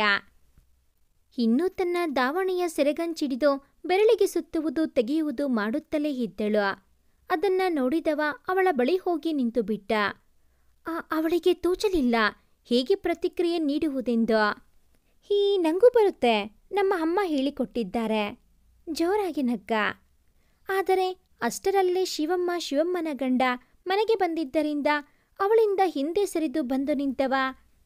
ಅವರಿಗೆ ನಮಸ್ಕರಿಸಿ ತನ್ನ ಪರಿಚಯ ಮಾಡಿಕೊಂಡು ಶಾಸ್ತ್ರಗಳ ಬಗ್ಗೆ ವಿಚಾರಿಸಲು ಬಂದೆ ಎಂದು ಹಾರಿಕೆಯ ಉತ್ತರ ನೀಡಿ ಅಲ್ಲಿಂದ ಸರಿದುಕೊಂಡರು. ಅಣ್ಣ, ನಾನು ಹೇಳಿಲ್ವಾ ಅವರು ಜಾಸ್ತಿ ಮಾತಾಡಲ್ಲ ಅಂತ? ಗೊತ್ತು, ಅವ್ರು ಹಾಗೆ ಹೆಚ್ಚು ಮಾತಾಡಲ್ಲ. ಆದರೆ ಅವರ ಕಣ್ಣಲ್ಲೇ ಮಾತನಾಡುವಷ್ಟು ಭಾವವಿರುತ್ತೆ. ಅದು ಎಲ್ಲರಿಗೂ ಅರ್ಥವಾಗಲ್ಲ. ರಘುನಿ ಗುರುತುಪಡಿಸಿಯೇ ಯಾವುದೋ ಲೋಕದಲ್ಲಿರುವಂತೆ ಹೇಳಿದ. ಅಣ್ಣ, ಯಾಕೇನೇನೋ ಹೇಳ್ತಿದ್ಯಾ? ಏನಿಲ್ಲ ಬಾರೋ. ವಿಚಿತ್ರ ವರ್ತನೆಯ ಅಣ್ಣನನ್ನೇ ನೋಡುತ್ತಾ ಹಿಂಬಾಲಿಸಿದ. ಅಂದು ಮಧ್ಯರಾತ್ರಿ ಬಿಳಿ ಪಂಚೆ ತೊಟ್ಟವನು ಟವಲ್ ಬೆನ್ನಿನ ಮೇಲೆ ಏರಿಸಿಕೊಂಡು ಅಮ್ಮನವರ ಗುಡಿಗೋದ. ಅಂದು ಕೆಂಪು ಸೀರೆಯಲ್ಲಿ ಅಮ್ಮನವರ ಮುಂದೆ ಕಣ್ಮುಚ್ಚಿ ಕುಳಿತವಳ ಭುಜದ ಮೇಲೆ ಕೈಯಿರಿಸಿ ಜಾನಕಿ ಎಂದ. ತಕ್ಷಣ ಕಣ್ಬಿಟ್ಟವಳು. ಅವಳ ಮುಖದಲ್ಲಿ ಸಾರ್ಥಕ ಭಾವ ಹೊಮ್ಮಿದ್ದು. ರಘು ಎಂದು ಮಧುರವಾಗಿ ಉಸಿರಿದಳು. ಅಗ್ನಿಕುಂಡಲದ ಮುಂದೆ ಕುಳಿತಿದ್ದ ವಿಕೃತ ವಿಷಾಸುರನ ಆಗಮನಕ್ಕೆ ಸಕಲ ಸಿದ್ಧತೆಗಳನ್ನು ಮಾಡಿಕೊಂಡಿದ್ದ. ಒಂದು ಗರ್ಭಿಣಿ ಹೆಂಗಸಿನ ಎದೆಗೂಡಿನ 2 ಎಲುಬುಗಳನ್ನ ಸಮಾಧಿಯಿಂದ ತಂದಿದ್ದ. ಆ ಮೂಳೆಗಳನ್ನ ಕುಂಡಲದ ತುದಿಯಲ್ಲಿಟ್ಟು ಉಲ್ಟಾ ಇಟ್ಟು ಅದಕ್ಕೆ ಅರಿಶಿನ ಕುಂಕುಮ ಹಾಕಿ ವಿಧ ವಿಧ ಹೂಗಳಲ್ಲಿ ಅಲಂಕರಿಸಿ ಬಾಯಲ್ಲಿ ಮಣಮಣ ಮಂತ್ರ ಪಠಿಸುತ್ತಿದ್ದ. ಮತ್ತೊಂದು ಕೋಳಿಯನ್ನ ತಂದವ ಕುಂಡಲಕ್ಕೆ ಮತ್ತೆ ಆ ಮೂಳೆಗಳಿಗೆ ನಿವಾಳಿಸಿ ಅದರ ಕತ್ತು ಕೊಯ್ದು ಅವುಗಳನ್ನು ತಂಪಾಗಿಸಿ ಆಗಮಿಸು ವಿಷಾಸುರ ಎಂದು ಕೈನಲ್ಲಿಡಿದ ಧೂಪ ಕುಂಡಕ್ಕೆಸೆದು ವಿಷಾಸುರನ ಆಗಮನ ನಿರೀಕ್ಷಿಸಿ ಕರೆಯುತ್ತಲೇ ಇದ್ದ. ಅವನ ಪೂಜೆ ಮುಗಿಯುವ ಅಂತ ತಲುಪುವಾಗ ತನ್ನ ಕೋರೆ ಹಲ್ಲುಗಳನ್ನ ಹೊರಚಾಚುತ್ತಾ ಆಗಮಿಸಿದ್ದ ವಿಷಾಸುರ. ನೀಲಿಯ ಹಸಿರು ಕಪ್ಪು ಕೆಂಪು ಬಣ್ಣಗಳನ್ನೊಳಗೊಂಡ ಅವನ ವಿಚಿತ್ರ ಆಕೃತಿ ಅವನೊಂದು ಕಾರ್ಕೋಟಕ ವಿಷವೆಂದು ಯಾರು ಬೇಕಾದರೂ ಹೇಳುತ್ತಿದ್ದರು. ಅವನ ಅಂಶ ಒಂದು ಚೂರು ಯಾರಿಗಾದರೂ ತಗುಲಿದರೋ ಬದುಕುಳಿದಿರುವುದು ಇತಿಹಾಸದಲ್ಲೇ ಇಲ್ಲ. ವಿಷಾಸುರ, ಗೆಳೆಯ ವಿಷಾಸುರ, ಬಂದೆಯ. ನಾನು ನಿನ್ನ ಆಗಮನವನ್ನೇ ನಿರೀಕ್ಷಿಸುತ್ತಿದ್ದೆ. ನಿನ್ನ ತಂಗಿ ಆ ಜಾನಕಿ ರಘುಗೆದರಿ ಓಡಿ ಹೋದಳು. ನೀನಾದರೂ ನನ್ನ ಕಾರ್ಯ ಸಫಲ ಮಾಡುವಿಯಾ? ಕೇಳಿದ ವಿಕೃತ. ಖಂಡಿತ ವಿಕೃತ, ನಾನು ನಿನ್ನ ಕೆಲಸ ನೆರವೇರಿಸುತ್ತೇನೆ, ಹಿಂದೆ ಎಂದು ಅಲ್ಲಿಂದ ಮಾಯವಾದ ವಿಚಿತ್ರ ಶಬ್ದದೊಂದಿಗೆ. ವಿಷಾಸುರ ಅವನು ಹೆಚ್ಚು ಮಾತನಾಡಲಾರ. ಇತ್ತ ದೇವಸ್ಥಾನದಲ್ಲಿದ್ದ ರಘು ಜಾನಕಿ ಒಬ್ಬರಿಗೊಬ್ಬರು ನೋಡುವುದರಲ್ಲಿ ತನ್ಮಯರಾಗಿದ್ದರು. ಅಂದು ಕಲ್ಯಾಣಿಯೊಳಗೆ ಬಿದ್ದಾಗ ಅವನು ತಲುಪಿದ್ದು ಕಲ್ಯಾಣಿಯೊಳಗಿದ್ದ ರಾಮ ಸೀತಾ ವಿಗ್ರಹವನ್ನ. ಇಷ್ಟು ವರ್ಷದಲ್ಲಿ ಅದು ಎಷ್ಟು ನೀರಿತ್ತೋ ಅಷ್ಟೇ ನೀರು. ಮಳೆ ಬರಲಿ ಬರಗಾಲವೇ ಬರಲಿ ಹೆಚ್ಚುತ್ತಲೂ ಇರಲಿಲ್ಲ, ಕಡಿಮೆಯೂ ಆಗಿಲ್ಲ. ಅದರಲ್ಲಿ ಇಳಿಯುವುದು ಬ್ರಾಹ್ಮಣರಲ್ಲಿ ಕೆಲವರು ಮಾತ್ರ. ಅಲ್ಲಿಂದ ಯಾರಿಗೂ ಕಲ್ಯಾಣಿ ಪ್ರವೇಶಿಸುವ ಅಧಿಕಾರ ಇರಲಿಲ್ಲ. ಯಾರಿಗೂ ಕಾಣದ ರಾಮಮೂರ್ತಿ ಅಂದು ಸಂಜು ಹೋಗಿ ತಲುಪಿದ್ದು ಅವರ ಪಾದವನ್ನೇ.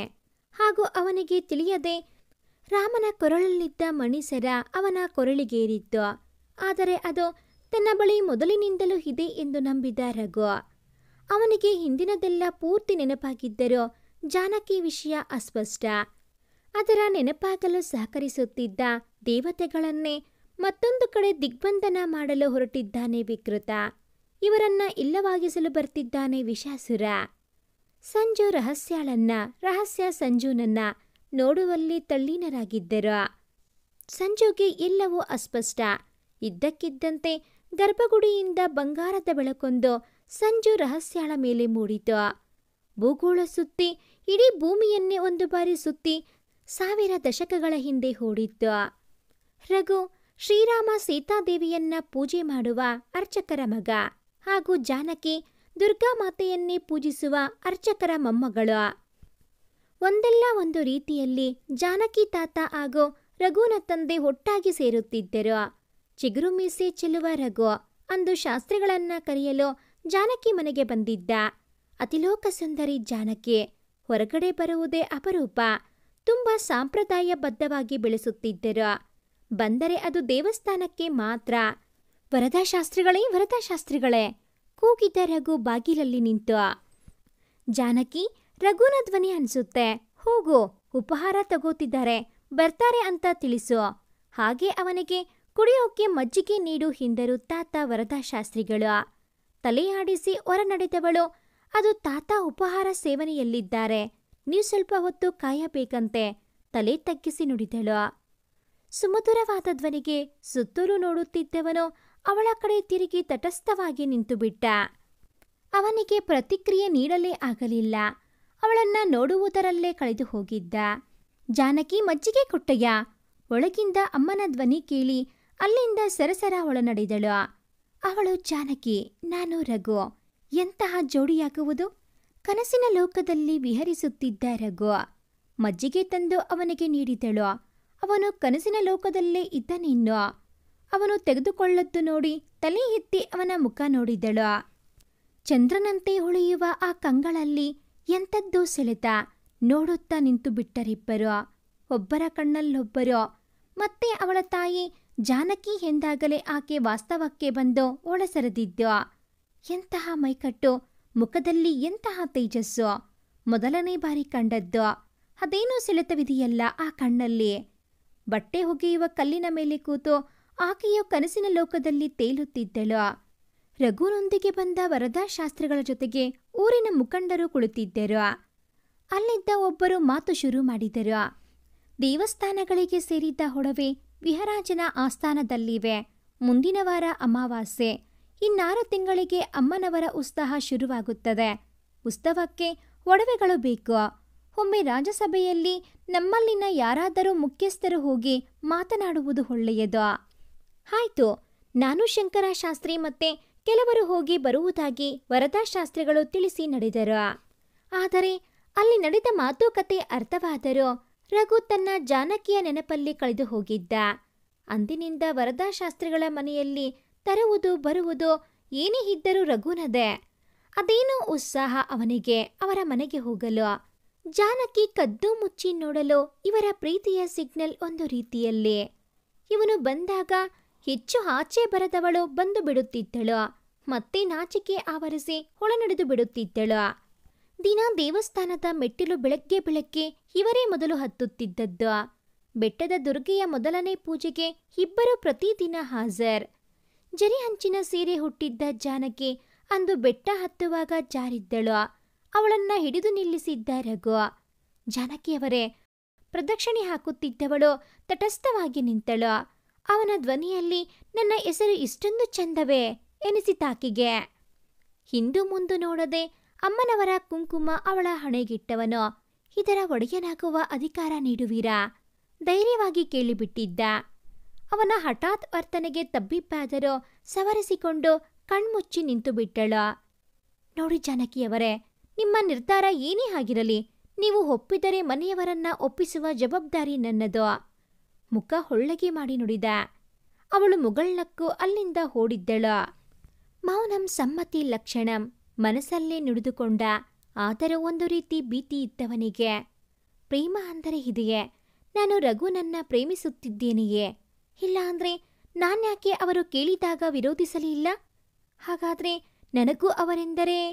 ಅಷ್ಟಕ್ಕೆ ಅವಳ ಕೆನ್ನೆಯೆಲ್ಲ ಕೆಂಪಾಗಿ ಮುಖ ರಾಗರಂಜಿತವಾಗಿತ್ತು. ಮರುದಿನ ಬೆಟ್ಟ ಹತ್ತಲು ಅಲ್ಲೇ ಇವಳಿಗಾಗಿ ಕಾಯುತ್ತಲಿದ್ದ. ನೋಡಿದರೂ ನೋಡದಂತೆ ಬೆಟ್ಟ ಹತ್ತಿದಳಾಕೆ. ಮುಖ ಎಳಿಬಿಟ್ಟ ರಘು, ರೀ ಜಾನಕಿ, ಜಾನಕಿಯವರೇ ಎಂದು ಅವಳಿಂದೆ ಹಿಂದೆಯೇ ಹೋದ. ಆದರೆ ಆಕೆ ಅವನ ಕಡೆ ತಿರುಗಿಯೂ ನೋಡಲಿಲ್ಲ. ಬೆಟ್ಟ ಹತ್ತಿ ಕೈ ಮುಗಿದವಳು ಅಲ್ಲಿ ಪೂಜೆ ಸಲ್ಲಿಸಿ ಸೀದಾ ಶ್ರೀರಾಮನ ಗುಡಿ ತಲುಪಿದ್ದಳು. ಅವಳಿಂದೆಯೇ ಬಂದವನು ಕಣ್ಮುಚ್ಚಿ ಶ್ರೀರಾಮನಲ್ಲಿ ಮೊರೆ ಇಡುತ್ತಿದ್ದವನ ಮುಂದೆ ನಿಂತಿದ್ದಳು ಅವನ ಜಾನಕಿ. ಹೂಬುಟ್ಟಿ ಅವನ ಮುಂದಿಡಿದು, ನಾನಿಡುವ ಸಿಂಧೂರ ನಿನ್ನ ಹೆಸರಿನದಾಗಿರಬೇಕೆನ್ನುವುದು ನನ್ನಾಸೆ ರಘು. ಅವನಿಗೆ ಆ ಕ್ಷಣ ಇಡೀ ಜಗತ್ತೇ ಗೆದ್ದಂತ ಅನುಭವ. ಅವಳಿಗೆ ಕುಂಕುಮ ಇಟ್ಟು ಹೂ ಮುಡಿಸಿದ್ದ. ಎಲ್ಲರ ಸಮ್ಮುಖದಲ್ಲಿ ಮಾಂಗಲ್ಯ ಕಟ್ಟುವುದೊಂದು ಬಾಕಿ ಇತ್ತು. ಆದರೆ ಗರ್ಭಗುಡಿಯಲ್ಲಿದ್ದ ಆ ಜಾನಕಿ ರಘುರು ಮಂದಸ್ಮಿತರಾಗಿದ್ದರು. ಅಂದಿನಿಂದ ದಿನ ಇಬ್ಬರ ಭೇಟಿ ಜಾಗ ಶ್ರೀರಾಮ ಮಂದಿರ ಮತ್ತೆ ದುರ್ಗೆಯ ಬೆಟ್ಟ. ಕಂಡು ಕಾಣದ ಪ್ರೇಮ ಸಲ್ಲಾಪ ಜಲಧಾರೆಯ ಬಳಿ ಸಿಗುತ್ತಿದ್ದದ್ದು ಅಪರೂಪವಾದರೂ ಮಾತು ತೀರಾ ಅಪರೂಪ. ಕಣ್ಣಿನಲ್ಲೇ ಒಬ್ಬರನ್ನೊಬ್ಬರು ಅರಿತುಕೊಳ್ಳುತ್ತಿದ್ದರು. ತನ್ನ ಮದುವೆ ದುರ್ಗೆಯ ಮುಂದೆಯೇ ನಡೆಯಬೇಕೆಂದು ಅವಳ ಒತ್ತಾಸೆಯಾಗಿತ್ತು. ಎಲ್ಲವೂ ಸುಂದರವಾಗಿದೆ, ನಮ್ಮ ಪ್ರೇಮಕ್ಕೆ ಯಾವುದೇ ಅಡೆತಡೆ ಇಲ್ಲವೆಂದು ಸ್ವಚ್ಛಂದವಾಗಿ ಹಾರಾಡುವ ಅಕ್ಕಿಯಂತಿದ್ದರು ಇಬ್ಬರು. ಆದರೆ ಅದೊಂದು ದಿನ ಕುದುರೆ ಮೇಲೆ ಬಂದಿದ್ದ ಆಗುಂತಕ ವಿಕೃತ ಅವರ ಕನಸನ್ನೆಲ್ಲ ಛಿದ್ರಗೊಳಿಸಲು. ವಿಕೃತ ಆ ರಾಜ್ಯದ ಮಂತ್ರಿ ಮಾತ್ರವಲ್ಲ, ಅವನೊಬ್ಬ ಮಾಂತ್ರಿಕ ಕೂಡ. ಆ ರಾಜ್ಯವನ್ನೇ ಕಬಳಿಸಬೇಕೆಂದು ಅವನ ದುರಾಸೆ. ದೇವಸ್ಥಾನದ ಒಡವೆ ಹಿಂದಿರುಗಿಸಬೇಕಾದರೆ ಒಮ್ಮೆ ಭೇಟಿ ನೀಡಬೇಕೆಂದು ಬಂದಿದ್ದ. ದೇವಸ್ಥಾನದಲ್ಲಿ ಕೈಮುಗಿದು ನಿಂತಿದ್ದ ಜಾನಕಿಯನ್ನ ನೋಡಿ ಕಳೆದು ಹೋಗಿದ್ದನವ. ತನ್ನ ವಿಕೃತ ಬುದ್ಧಿ ತೋರಿಸುವ ದೊಡ್ಡ ಯೋಜನೆ ರೂಪಿಸಿದ. ತನ್ನ ಸಹಚರನನ್ನ ಕರೆಸಿ ಅಲ್ಲಿ ನಿಂತಿರುವ ಹುಡುಗಿಯ ಪೂರ್ವಪರ ವಿಚಾರಿಸಲು ತಿಳಿಸಿದ. ಆದರೆ ಅವನಿಗೆ ದೇವಸ್ಥಾನದಲ್ಲಿ ತನ್ನ ಮಾಂತ್ರಿಕ ಶಕ್ತಿ ಉಪಯೋಗವಾಗುತ್ತಿಲ್ಲವೆಂದು ತಿಳಿದಿತ್ತು. ಹಾಗಾಗಿ ದೇವಸ್ಥಾನದ ಅರ್ಚಕರ ಮೊಮ್ಮಗಳೆಂದು ತಿಳಿಸಿದ ಅವನ ಸಹಚರ. ಕುಹಕ ನಗು ನಕ್ಕವನು ಶಾಸ್ತ್ರಿಗಳನ್ನ ಭೇಟಿಯಾದ. ನಮಸ್ಕಾರ ಶಾಸ್ತ್ರಿಗಳೇ. ನಮಸ್ಕಾರ ಬುದ್ಧಿ. ತಾವು ಮನೆಯವರಿಗೂ ಬರುವ ತೊಂದರೆ ಯಾಕೆ ತಗೊಂಡ್ರಿ? ಒಂದು ಮಾತು ಹೇಳಿದ್ದಿದ್ರೆ ನಾನೇ ಬರ್ತಿದ್ದೆ. ಕೆಲವು ವಿಷಯಕ್ಕೆ ನಾವೇ ಬರುವುದು ಉತ್ತಮ, ಹಾಗಾಗಿ. ಅಂತಹ ವಿಷಯ ಯಾವುದು? ನನಗೆ ನಿಮ್ಮ ಜಾನಕಿ ತುಂಬಾ ಒಪ್ಪಿಗೆಯಾಗಿ ಬಿಟ್ಟಿದ್ದಾಳೆ. ಅವಳನ್ನ ಲಗ್ನ ಮಾಡಿಕೊಡಿ. ಕಂಪಿಸಿದರು ಶಾಸ್ತ್ರಿಗಳು. ಅದಿನ್ನೂ ಎಳೆಯ ಕೂಸು, ಈತನಿಗೆ ಅರ್ಧ ಶತಕ ವಯಸ್ಸು, ಜೊತೆಗೆ ಮಾಂತ್ರಿಕ ಕೂಡ. ಅದು ಹೀಗೆ ಸಾಧ್ಯ? ಆದರೆ ಇವರು ರಾಜ್ಯದ ಮಂತ್ರಿಗಳು, ಕೊಡೋದಿಲ್ಲವೆಂದು ವೈರತ್ವ ಕಟ್ಟಿಕೊಳ್ಳಲಾಗದು. ಇದೆಂಥ ಪರಿಸ್ಥಿತಿ ಬಂದೊದಗಿತು? ತಾಯಿ ದುರ್ಗೆ, ನೀನೇ ಈ ಅಪಾಯದಿಂದ ಪಾರು ಮಾಡಬೇಕು. ಹೇಳಿ, ವರದಕ್ಷಿಣೆ ವರೋಪಚಾರ ಏನೂ ಬೇಡ. ಇದಕ್ಕೆ ನೀವೇನು ಹೇಳ್ತೀರಾ? ಹೇಳುವುದೇನು? ನೀವು ತುಂಬ ದೊಡ್ಡ ವ್ಯಕ್ತಿಗಳು. ನೀವೇ ಬಂದು ಸಂಬಂಧ ಮಾತನಾಡಿದಾಗ ಮರು ಮಾತನಾಡಲು ನನಗೆ ಪದಗಳಿಲ್ಲ. ಅವರ ಮಾತು ಕೇಳಿ ಮೀಸೆ ತಿರುವಿದ ವಿಕೃತ. ಆದರೆ ನನಗೆ ಒಪ್ಪಿಗೆ ಇಲ್ಲ, ಕ್ಷಮಿಸಿ. ನಮ್ಮ ಜಾನಕಿಗೆ ತಕ್ಕವರ ನೀವಲ್ಲ, ದಿಟ್ಟನಾಗಿ ನುಡಿದರು ವರದಾ ಶಾಸ್ತ್ರಿಗಳು. ಮೇಲಕ್ಕೆದ್ದ ವಿಕೃತ ಕೋಪದಲ್ಲಿ. ಲೇ ವರದಾ ಶಾಸ್ತ್ರಿ, ನನಗೆ ಹೆಣ್ಣು ಕೊಡಲ್ಲ ಅಂದೆ ಅಲ್ವಾ? ಅದೇಗೆ ಈ ಊರಿಗೆ ಮತ್ತೆ ಒಡವೆ ತಗೊಂಡ್ ಬರ್ತೀಯಾ? ನಾನು ನೋಡ್ತೀನಿ. ಇಡೀ ಊರನ್ನೇ ಸರ್ವನಾಶ ಮಾಡ್ತೀನಿ. ಅಲ್ಲಿಂದ ಕೋಪದಲ್ಲಿ ಎದ್ದು ಹೋದ ವಿಕೃತ. ಶಾಸ್ತ್ರಿಗಳಿಗೆ ಭಯವಾದರೂ ತೋರ್ಪಡಿಸಲಿಲ್ಲ. ವಿಷಯ ತಿಳಿದ ರಘು ಓಡೋಡಿ ಬಂದಿದ್ದ. ಶಾಸ್ತ್ರಿಗಳೇ, ನೀವೇನೂ ಹೆದರಬೇಡಿ. ವೀರಜ ಮಹಾರಾಜ ತುಂಬಾ ಒಳ್ಳೆಯವರು. ನಾವು ಇನ್ನೊಮ್ಮೆ ನೇರವಾಗಿ ಅವರ ಬಳಿ ಹೋಗೋಣ. ನಾನು ಮಾತನಾಡುವೆ. ತಲೆಯಾಡಿಸಿದರು ಶಾಸ್ತ್ರಿಗಳು. ಮರುದಿನವೇ ರಘು ವರದಾ ಶಾಸ್ತ್ರಿಗಳು ಹಾಗೂ ರಘುನ ತಂದೆ ಹೊರಡುವುದಾಗಿ ನಿಶ್ಚಯಿಸಿದರು. ಬೋರ್ಗರೆಯುವ ಸುಂದರ ಜಲಪಾತ. ರಘು ಕೂಗಿದಳು ಜಾನಕಿ. ಏನೋ ಚಿಂತೆಯಲ್ಲಿದ್ದವ ಎಚ್ಚೆತ್ತು ಜಾನಕಿ ಎಂದು ಕೂಗಿದ. ಓಡಿ ಬಂದವಳು ಅವನನ್ನಪ್ಪಿ ಜಲಪಾತದಂತೆ ಅವನೆದೆಯಲ್ಲಿ ಮುಖವಿರಿಸಿ ದುಃಖಿಸಿದಳು. ರಘು, ದಯವಿಟ್ಟು ನನ್ನನ್ನ ಯಾರಿಗೂ ಬಿಟ್ಟುಕೊಡಬೇಡ. ಹಾಗೇನಾದರೂ ಆದಲ್ಲಿ ಈ ಜಾನಕಿ ಜೀವಂತ ಉಳಿಯುವುದಿಲ್ಲ. ಹಾಗೆಲ್ಲ ಹೇಳಬೇಡ ಜಾನು, ನಾನಿದ್ದೀನಿ. ನಿನಗೇನಾಗಲು ನಾನು ಬಿಡುವುದಿಲ್ಲವೆಂದು ಸಮಾಧಾನಿಸಿದ ರಘು. ಮಾರನೇ ದಿನ ರಾಜಸಭೆ ತಲುಪಿದವರು ತಮ್ಮ ಸಂಕಟ ಹೇಳಿಕೊಂಡರು. ರಘು ಮಾತನಾಡಿದ. ಮಹಾರಾಜರಿಗೆ ವಂದನೆಗಳು. ಪ್ರತಿ ವರ್ಷ ನಮ್ಮೂರಿನಿಂದ ನಿಮಗೆ ಬರುವ ವರಮಾನ ನಾವು ಒಮ್ಮೆಯೂ ತಡ ಮಾಡಿದ್ದಾಗಲಿ ಅಥವಾ ಕೊಡದೇ ಇದ್ದಿದ್ದಾಗಲಿ ಮಾಡಿಲ್ಲ. ಊರ ಉತ್ಸವಕ್ಕೆ ದೇವಿ ಒಡವೆ ಬೇಕೇ ಬೇಕು. ನೀವು ಉತ್ಸವದಲ್ಲಿ ಹಿಂದಿರುಗಿಸುತ್ತೀವೆನ್ನುವ ಷರತ್ತಿನಲ್ಲೇ ಒಡವೆ ತಂದದ್ದು. ದಯಮಾಡಿ ಒಡವೆ ಹಿಂದಿರುಗಿಸಿ. ತುಂಬ ವಿನಮ್ರವಾಗಿ ಬೇಡಿಕೆ ಇಟ್ಟ ರಘು. ಬೇಷ್, ನನ್ನೆದುರು ನಿಂತು ಇಷ್ಟು ಆತ್ಮವಿಶ್ವಾಸದಿಂದ ಮಾತನಾಡಿದ ನಿನ್ನ ಧೈರ್ಯ ಮೆಚ್ಚುವಂಥದ್ದು. ಮಂತ್ರಿಗಳೇ, ಇವರ ಒಡವೆ ಹಿಂದಿರುಗಿಸಿ ಎಂದು ಮಹಾರಾಜರು ಆದೇಶಿಸಿದರು. ಅದು ಆಗಲ್ಲ ಪ್ರಭು. ಹೆಚ್ಚು ಪ್ರಶ್ನೆ ಬೇಡ, ಹೇಳಿದ್ದನ್ನ ಮಾಡಿ. ಸಭೆ ಅಲ್ಲಿಗೆ ಮುಗಿದಿತ್ತು. ಮಂತ್ರಿ ವಿರೋಧಿಸಿದರು. ಒಳ್ಳೆಯ ಮನಸ್ಸಿನ ವಿರಾಜ ಮಹಾರಾಜ ಒಪ್ಪಿಗೆ ನೀಡಿದ್ದರು. ಒಡವೆಯನ್ನು ಸೈನಿಕರ ರಕ್ಷಣೆಯೊಂದಿಗೆ ಕಳಿಸಿಕೊಟ್ಟಿದ್ದರು ವಿರಾಜ ಮಹಾರಾಜರು. ಒಂದು ರೀತಿಯ ತೊಂದರೆಯಿಂದ ಪಾರಾದವೆಂದು ನಿಟ್ಟುಸಿರು ಬಿಟ್ಟಿದ್ದರು ವರದಾ ಶಾಸ್ತ್ರಿಗಳು. ಆದರೆ ತೊಂದರೆ ಶುರುವಾಗಿದ್ದೇ ಅಲ್ಲಿಂದ. ಊರಿನಲ್ಲಿ ಒಂದಲ್ಲ ಒಂದು ರೀತಿಯಲ್ಲಿ ತೊಂದರೆಗಳು ಶುರುವಾದವು. ಕುಡಿಯುವ ನೀರಿನ ಬಾವಿಗಳಲ್ಲೆಲ್ಲ ಸತ್ತ ಹೆಣಗಳ ರಾಶಿ. ದುರ್ಗಾ ನದಿ ನೀರು ಕುಡಿಯಲು ಯೋಗ್ಯವಾಗಿರಲಿಲ್ಲ. ಕಸದ ಜೊತೆಗೆ ಕಲುಷಿತಗೊಂಡಿತ್ತು. ಅದನ್ನೇ ಶೋಧಿಸುವ ಕಾರ್ಯ ಮಾಡಿ ಆ ನೀರನ್ನ ಬಳಸಲು ಶುರು ಮಾಡಿದರು. ಆದರೆ ನೀರು ತರುವ ಕೊಡಗಳು ನದಿಯಲ್ಲಿ ನೀರು ತುಂಬಿದರೂ ಮನೆಗೆ ಬರುವಾಗ ರಕ್ತವಾಗಿ ಬದಲಾಗುತ್ತಿತ್ತು. ಎಷ್ಟು ಸುಧಾರಿಸಿದರೂ ನೀರಿಲ್ಲದೆ ಜೀವಿಸಲು ತುಂಬಾ ಕಷ್ಟ. ಕಲ್ಯಾಣಿಯಲ್ಲಿ ನೀರು ತಂದರೆ ಶುದ್ಧವೇ, ಆದರೆ ಅದು ಕೂಡ ಬತ್ತಿ ಹೋಯಿತು. ಒಂದು ವಾರದಲ್ಲಿ ಇಡೀ ಊರಿನ ಜಾನುವಾರು ಸಮೇತ ಎಲ್ಲರೂ ಅದೇ ನೀರು ಉಪಯೋಗಿಸುತ್ತಿದ್ದರು. ಎಲ್ಲರಿಗೂ ಇದೊಂದು ದೊಡ್ಡ ಸಮಸ್ಯೆಯಾಗಿ ಕಂಡಿತು. ಅಲ್ಲದೆ ಗೊತ್ತಿಲ್ಲದ ರೋಗರುಜಿನಗಳು ಬಂದು ಎಷ್ಟೋ ಜನ ಪ್ರಾಣವನ್ನೇ ಬಿಟ್ಟಿದ್ದರು.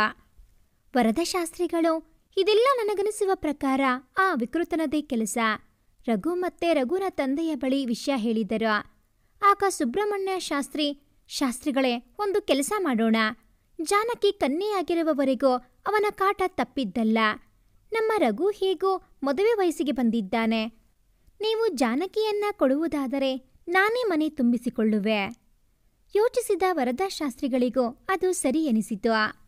ಅಲ್ಲದೆ ರಘು ಅಪ್ಪಟ ಚಿನ್ನದ ಹುಡುಗ ಅಂತ ಅವರೇ ತುಂಬ ಸಲ ಹೊಗಳಿದ್ದುಂಟು.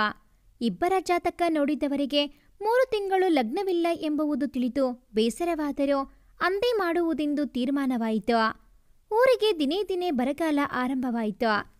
ವರದಾಶಾಸ್ತ್ರಿ, ನನಗೆ ಹೆಣ್ಣು ಕೊಡಲ್ಲ ಅಂದೆ ಅಲ್ವಾ? ಅದೇಗೆ ಜೀವಿಸ್ತೀರಾ ನಾನು ನೋಡ್ತೀನಿ, ಗಹಗಹಿಸಿ ನಕ್ಕಿದ್ದ ವಿಕೃತ. ಅಮಾವಾಸ್ಯೆ ದಿನ ತಾಯಿಗೆ ಅಲಂಕರಿಸಿ ಉತ್ಸವದ ತಯಾರಿ ನಡೆಸಬೇಕು. ಆದರೆ ಊರಿಗೆ ಊರೇ ಬರಗಾಲ ಬೆಳೆದಿರುವಾಗ ಉತ್ಸವ ಮಾಡುವುದಾದರೂ ಹೇಗೆ? ದೇವರನ್ನ ಶುದ್ಧೀಕರಿಸಲು ಎಲ್ಲ ರೀತಿಯಲ್ಲೂ ತಯಾರಿ ನಡೆದಿತ್ತು. ಅರ್ಧಕ್ಕೆ ಬಿಡುವಂತಿಲ್ಲ, ಪೂರ್ತಿಯಾಗಿ ಮಾಡುವಂತೆಯೂ ಇಲ್ಲ. ಆಗ ರಘು, ಶಾಸ್ತ್ರಿಗಳೇ, ಆಭರಣದ 10 ಪೆಟ್ಟಿಗೆಗಳು ರಾಮನ ಮಂದಿರದಲ್ಲೇ ಇವೆ. ನನಗ್ಯಾಕೋ ಅದು ಸರಿ ಕಾಣುತ್ತಿಲ್ಲ. ಅಮ್ಮನವರ ಉತ್ಸವ ಮುಗಿದರೆ ಖಂಡಿತ ಊರಿಗೆ ಅಂಟಿರುವ ದೋಷ ನಿವಾರಣೆ ಆಗುತ್ತೆ. ಇವಾಗ ಅಮ್ಮನವರನ್ನ ನಾವೇ ಆಚೆ ತೆಗೆದು ಶಕ್ತಿಹೀನಳಾಗಿ ಮಾಡಿಬಿಟ್ಟಿದ್ದೀವಿ. ತಾಯಿಗೆ ಕೋಪ ಬಂದರೆ ಮತ್ತೇನು ಅವಘಡ ನಡೆಯುವುದೋ? ನೀವು ಆ ಒಡವೆಯನ್ನ ಭದ್ರವಾದ ಜಾಗದಲ್ಲಿಡಿ. ಅದು ಯಾರಿಂದಲೂ ಗುರುತಿಸಲಾಗಬಾರದು. ನಾನು ವಿಕೃತನ ಗಮನ ಬೇರೆಡೆ ಸೆಳೆಯಲು ಜಾನಕಿಯೊಂದಿಗೆ ಸುತ್ತಾಡಲು ತೆರಳುವೆ. ವರದಾಶಾಸ್ತ್ರಿಗಳು ಅವನ ಮಾತನ್ನ ಪೂರ್ತಿ ಕೇಳಿದವರು ಅವನ ಮಾತಿನಲ್ಲಿ ಸತ್ಯವಿದ್ದದ್ದು ಕಂಡು ಹೋಗುಟ್ಟಿದರು. ವರದಾಶಾಸ್ತ್ರಿಗಳು ಸುಬ್ರಹ್ಮಣ್ಯ ಶಾಸ್ತ್ರಿಗಳನ್ನು ಹೊರತುಪಡಿಸಿ ಯಾರಿಗೂ ಅದರ ಸುಳಿವು ಸಿಗಲಿಲ್ಲ. ಇತ್ತ ದೇವಸ್ಥಾನದಲ್ಲಿ ನೀರಿಗಾಗಿ ಮತ್ತೊಂದು ಬಾವಿ ತೋಡಿಸುವ ಕಾರ್ಯ ಕೈಗೊಂಡ ರಘು, ಅವನ ಕೆಲಸದ ಚಾಕಚಕ್ಯತೆಯಿಂದ ಬದುಕುಳಿದವರು ನೀರಿನಿಂದಲೇ ಹೇಗೋ ಜೀವನ ನಡೆಸುತ್ತಿದ್ದರು. ರಾಮನ ದೇವಸ್ಥಾನದ ತುಂಬ ಬರೀ ಬಾವಿಗಳೇ ಕಂಡವು. ಉಳಿದವರನ್ನ ಬದುಕಿಸುವುದು ಅವನ ಕರ್ತವ್ಯವಾಗಿತ್ತು. ಅಮ್ಮ ಕಣ್ಣು ಮುಚ್ಚಿಬಿಟ್ಟಿದ್ದಳು. ಶ್ರೀರಾಮ ಕಣ್ತೆರೆದರೂ ಸಹಾಯ ಹಸ್ತ ಚಾಚಲಿಲ್ಲ. ಅಂದು ರಘು ಜಾನಕಿ ಇಬ್ಬರು ಏಕಾಂತದಲ್ಲಿದ್ದ ಸಂದರ್ಭ. ಹಿಂದಿನಿಂದ ಬಿಟ್ಟ ಬಾಣವೊಂದು ರಘುನನ್ನ ಇರಿದಿತ್ತು. ಅಲ್ಲಿ ರಕ್ತದ ಕೋಡಿಗೆ ಹರಿದಿತ್ತು. ಅವನ ಪೂರ್ತಿಯಾಗದ ಕನಸು ಕಲ್ಲೊಳಗೆ ಸರಿಯಾಗಿತ್ತು. ಕೊನೆಗೂ ಅವನು ತನ್ನ ಜಾನಕಿಯನ್ನ ಸೇರಲಾಗಲೇ ಇಲ್ಲ. ರಘು ಹಿಂದು ಹೃದಯ ಬಿರಿಯುವಾಗೆ ಕಿರುಚಿದಳು. ಅವನನ್ನ ಎಚ್ಚರಿಸುವ ಯತ್ನ ಮಾಡಿ ಸೋತಳು. ವಾಸ್ತವಕ್ಕೆ ಬಂದು ತಾತನನ್ನ ಕರೆಯುವ ಸಲುವಾಗಿ ಊರೊಳಗೆ ಬಂದಾಗಲೇ ತಿಳಿದಿದ್ದು ಶ್ರೀರಾಮ ಸೀತೆಯ ವಿಗ್ರಹ ಕಾಣುತ್ತಿಲ್ಲವೆಂದು. ದಿಕ್ಕೇ ತೋಚದಾಯಿತು ಜಾನಕಿಗೆ. ಅಮ್ಮನವರ ಗುಡಿಗೆ ರಕ್ತ ಮೆತ್ತಿಕೊಂಡ ಬಟ್ಟೆಯಲ್ಲೇ ಬೆಟ್ಟ ಹತ್ತಲು ಹೋದವಳ ಮುಂದೆಯೇ ತಾತ ವರದಶಾಸ್ತ್ರಿಗಳು ಮತ್ತು ಸ್ವಲ್ಪ ದೂರದಲ್ಲಿ ಸುಬ್ರಹ್ಮಣ್ಯ ಶಾಸ್ತ್ರಿಗಳು ರಕ್ತ ಸೋರಿಸಿಕೊಂಡು ಸತ್ತು ಬಿದ್ದಿದ್ದರು. ವಿಪರೀತ ಕೋಪ ಹುಕ್ಕಿತು ಜಾನಕಿಗೆ. ಅಳಲಿಲ್ಲ, ಬದಲಾಗಿ ಇನ್ನೂ ದೃಢವಾಗಿ ಹೆಜ್ಜೆ ಹಾಕಿದಳು. ಹೊರಗಿರಿಸಿದ ಅಮ್ಮನವರ ಮೂರ್ತಿ ಪೂರ್ತಿಯಾಗಿ ತನ್ನ ಶಕ್ತಿ ಕಳೆದುಕೊಂಡಿತ್ತು. ಆದರೆ ಅಮ್ಮ ತಾಯಿ ದುರ್ಗೆ, ನಿನಗಾಗಿ, ಕೇವಲ ನಿನಗಾಗಿ, ನಿನ್ನ ಅಲಂಕರಿಸುವುದಕ್ಕಾಗಿ ಒಡವೆ ತರಲು ಹೋದದ್ದಕ್ಕೆ ಇಂದು ನನ್ನವರೆಲ್ಲ ಕಳೆದುಕೊಳ್ಳುವ ಪರಿಸ್ಥಿತಿ ಬಂದೊದಗಿತು. ನಿನ್ನಿಂದ ನಾನಿದನ್ನ ನಿರೀಕ್ಷಿಸಿ ಇರಲಿಲ್ಲ. ಮಹಾಮಾತೆ ಜಗದಾಂಬೆ, ನಿನಗೆ ದಿನ ಪೂಜೆ ಮಾಡುವ ಭಕ್ತರು ನಿನ್ನ ಸನ್ನಿಧಿಯ ಬಳಿಯೇ ರಕ್ತ ಕಾರಿಕೊಂಡು ಸತ್ತರು. ನಿನಗೆ ಅದರ ಅರಿವಿಲ್ಲ ಅಂದ ಮೇಲೆ ನಿನಗೆ ಇನ್ಯಾವತ್ತೂ ಪೂಜೆ ನಡೆಯಬಾರದು. ತನ್ನ ಶಕ್ತಿಯನ್ನೆಲ್ಲ ಒಟ್ಟುಗೂಡಿಸಿ ನೆಲಕ್ಕೆ ತಳ್ಳಿಬಿಟ್ಟಿದ್ದಳು ಶಾಂತಾಮೂರ್ತಿ ಜಾನಕಿ. ಅವಳು ಸುಧಾರಿಸಿಕೊಳ್ಳುವ ಮುನ್ನವೇ ಅವಳ ಜಡೆಗೆ ಕೈ ಹಾಕಿದ್ದ ವಿಕೃತ ಗಹಗಹಿಸಿ ನಕ್ಕ. ಅವಳನ್ನೇನು ಕೇಳ್ತೀಯಾ? ಇದೆಲ್ಲ ಮಾಡಿದ್ದು ನಾನು. ನನಗೆ ಸಿಗದ ವಸ್ತು ಮತ್ಯಾರಿಗೂ ಸಿಗಲು ನಾನು ಬಿಡುವುದಿಲ್ಲ. ತನ್ನ ಶಕ್ತಿಯನ್ನೆಲ್ಲ ಒಟ್ಟುಗೂಡಿಸಿ ಅವನನ್ನ ತಳ್ಳಿದರೂ ಅವನು ಅವಳನ್ನ ಬಿಡಲಿಲ್ಲ. ಅಲ್ಲಿಂದ ಎಳೆದೊಯ್ಯುವ ಪ್ರಯತ್ನ ಮಾಡಿದ.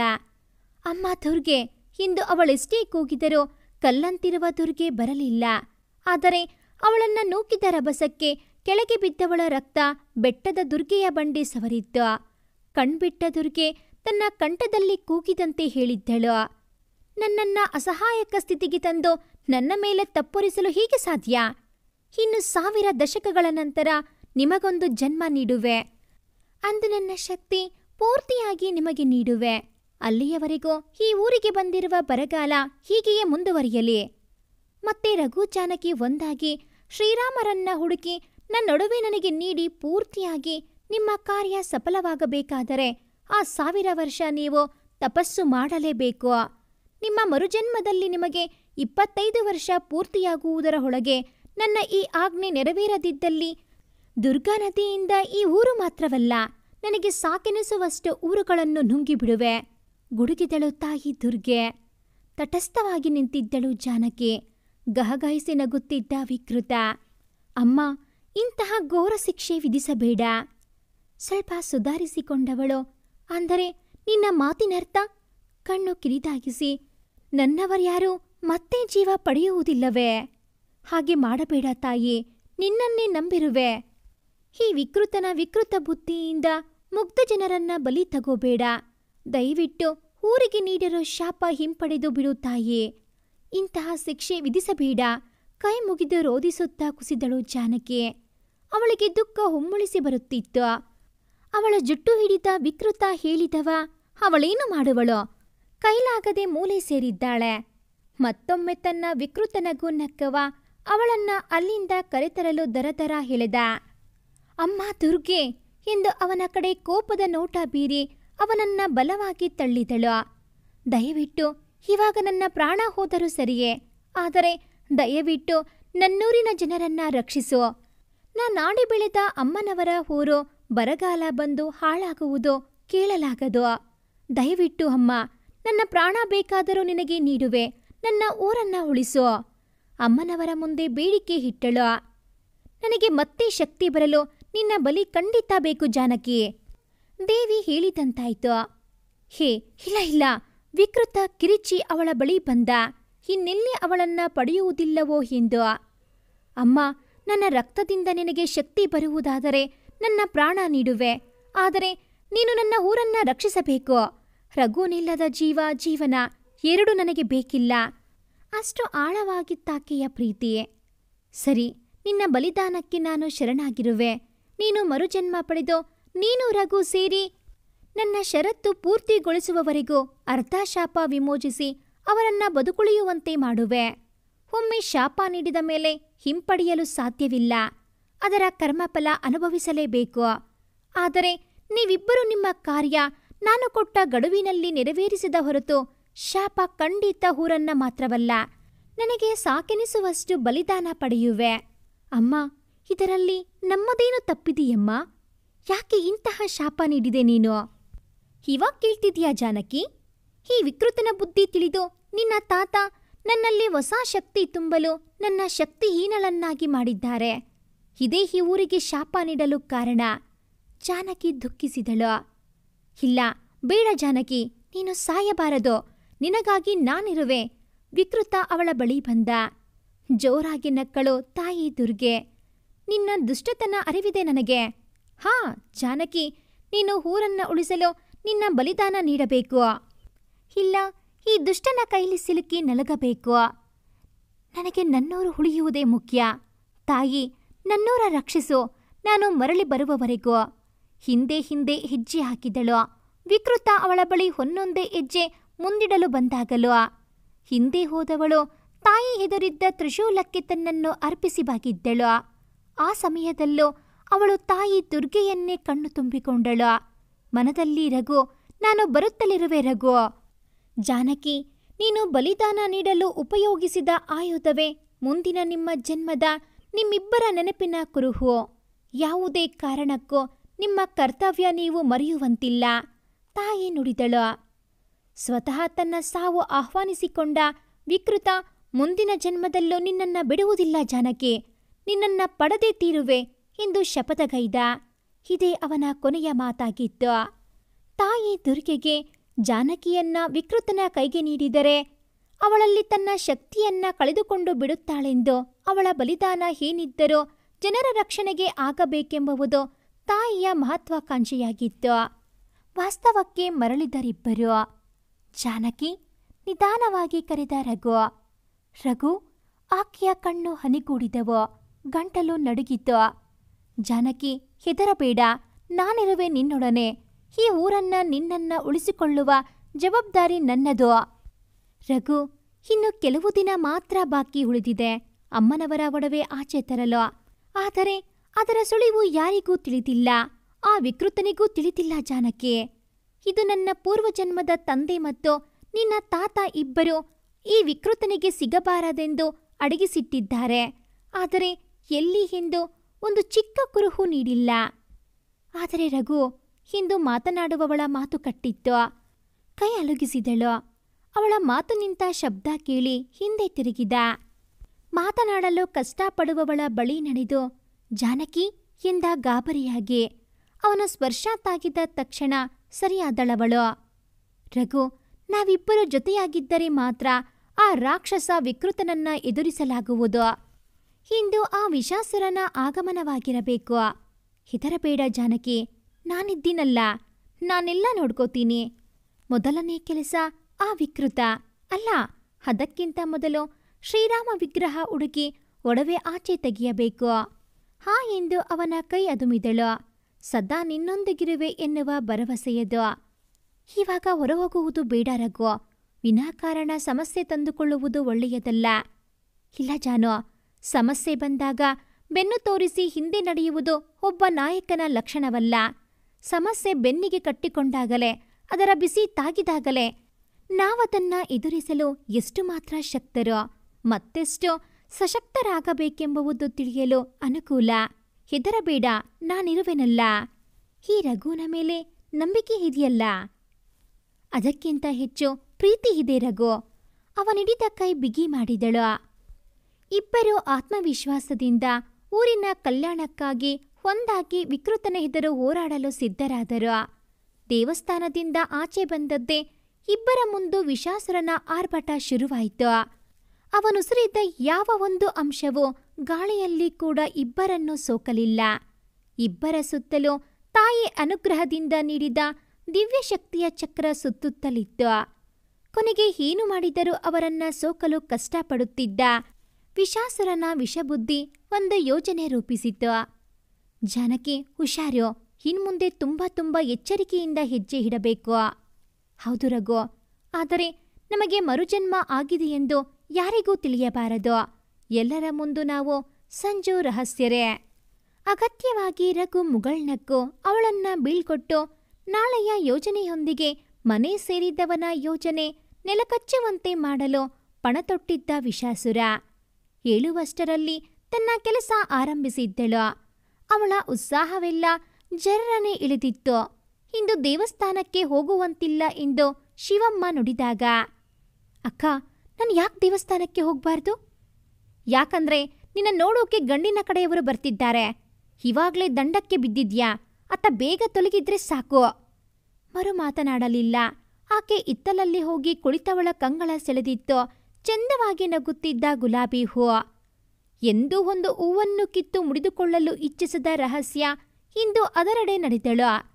ಒಮ್ಮೆ ಅವಳನ್ನೇ ಏನೋ ನೂಕಿದಂತ ಭಾವವಾದರೂ ಧಿಕ್ಕರಿಸಿ ಹೋದವಳು ಗುಲಾಬಿಯನ್ನ ಮುರಿಯಲು ಕೊಂಬೆಗೆ ಕೈ ಹಾಕಿದವಳ ಬೆರಳಿಗೆ ಕೊಂಬೆಯ ಮುಳ್ಳು ಚುಚ್ಚಿದ್ದೇ ಸರಸರ ರಕ್ತ ಹರಿಯಲು ಶುರುವಾಯಿತು. ಅಲ್ಲದೆ ಅವಳ ಇಡೀ ದೇಹ ನೀಲಿಯಾಕಾರಕ್ಕೆ ಕ್ಷಣದಲ್ಲಿ ತಿರುಗಿತು. ನೆಲಕ್ಕೆ ಉರುಳಿದಳು. ಹಿತ್ತಲಿಗೆ ಬಂದ ಶಿವಮ್ಮ ಲಬಲಬ ಬಾಯಿ ಬಡಿದುಕೊಂಡು ಸುತ್ತಲಿನ ಜನರನ್ನ ಸೇರಿಸಿಬಿಟ್ಟಳು.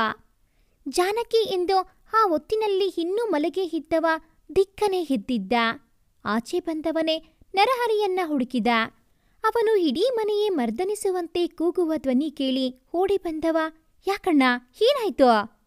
ನರಹರಿ ಯಾಕೋ ಜಾ ಅಂದವನು ತಡೆದು, ರಹಸ್ಯಾಗಿ ಏನೋ ಅಪಾಯದ ಮುನ್ಸೂಚನೆ ನನಗೆ ಗೋಚರಿಸಿದೆ. ಅಣ್ಣ, ಏನ್ ಹೇಳ್ತಿದೀಯ ನೀನು? ಅವನಿಗೆ ತಲೆಬುಡ ಅರ್ಥವಾಗಲಿಲ್ಲ. ಬಾ ಎಂದು ಅವನ ಕೈ ಹಿಡಿದು ಜಾನಕಿ ಮನೆಯವರೆಗೂ ಕಾರಲ್ಲ ಬೈಕಲ್ಲ ಓಡಿಯೇ ತಲುಪಿದ್ದ.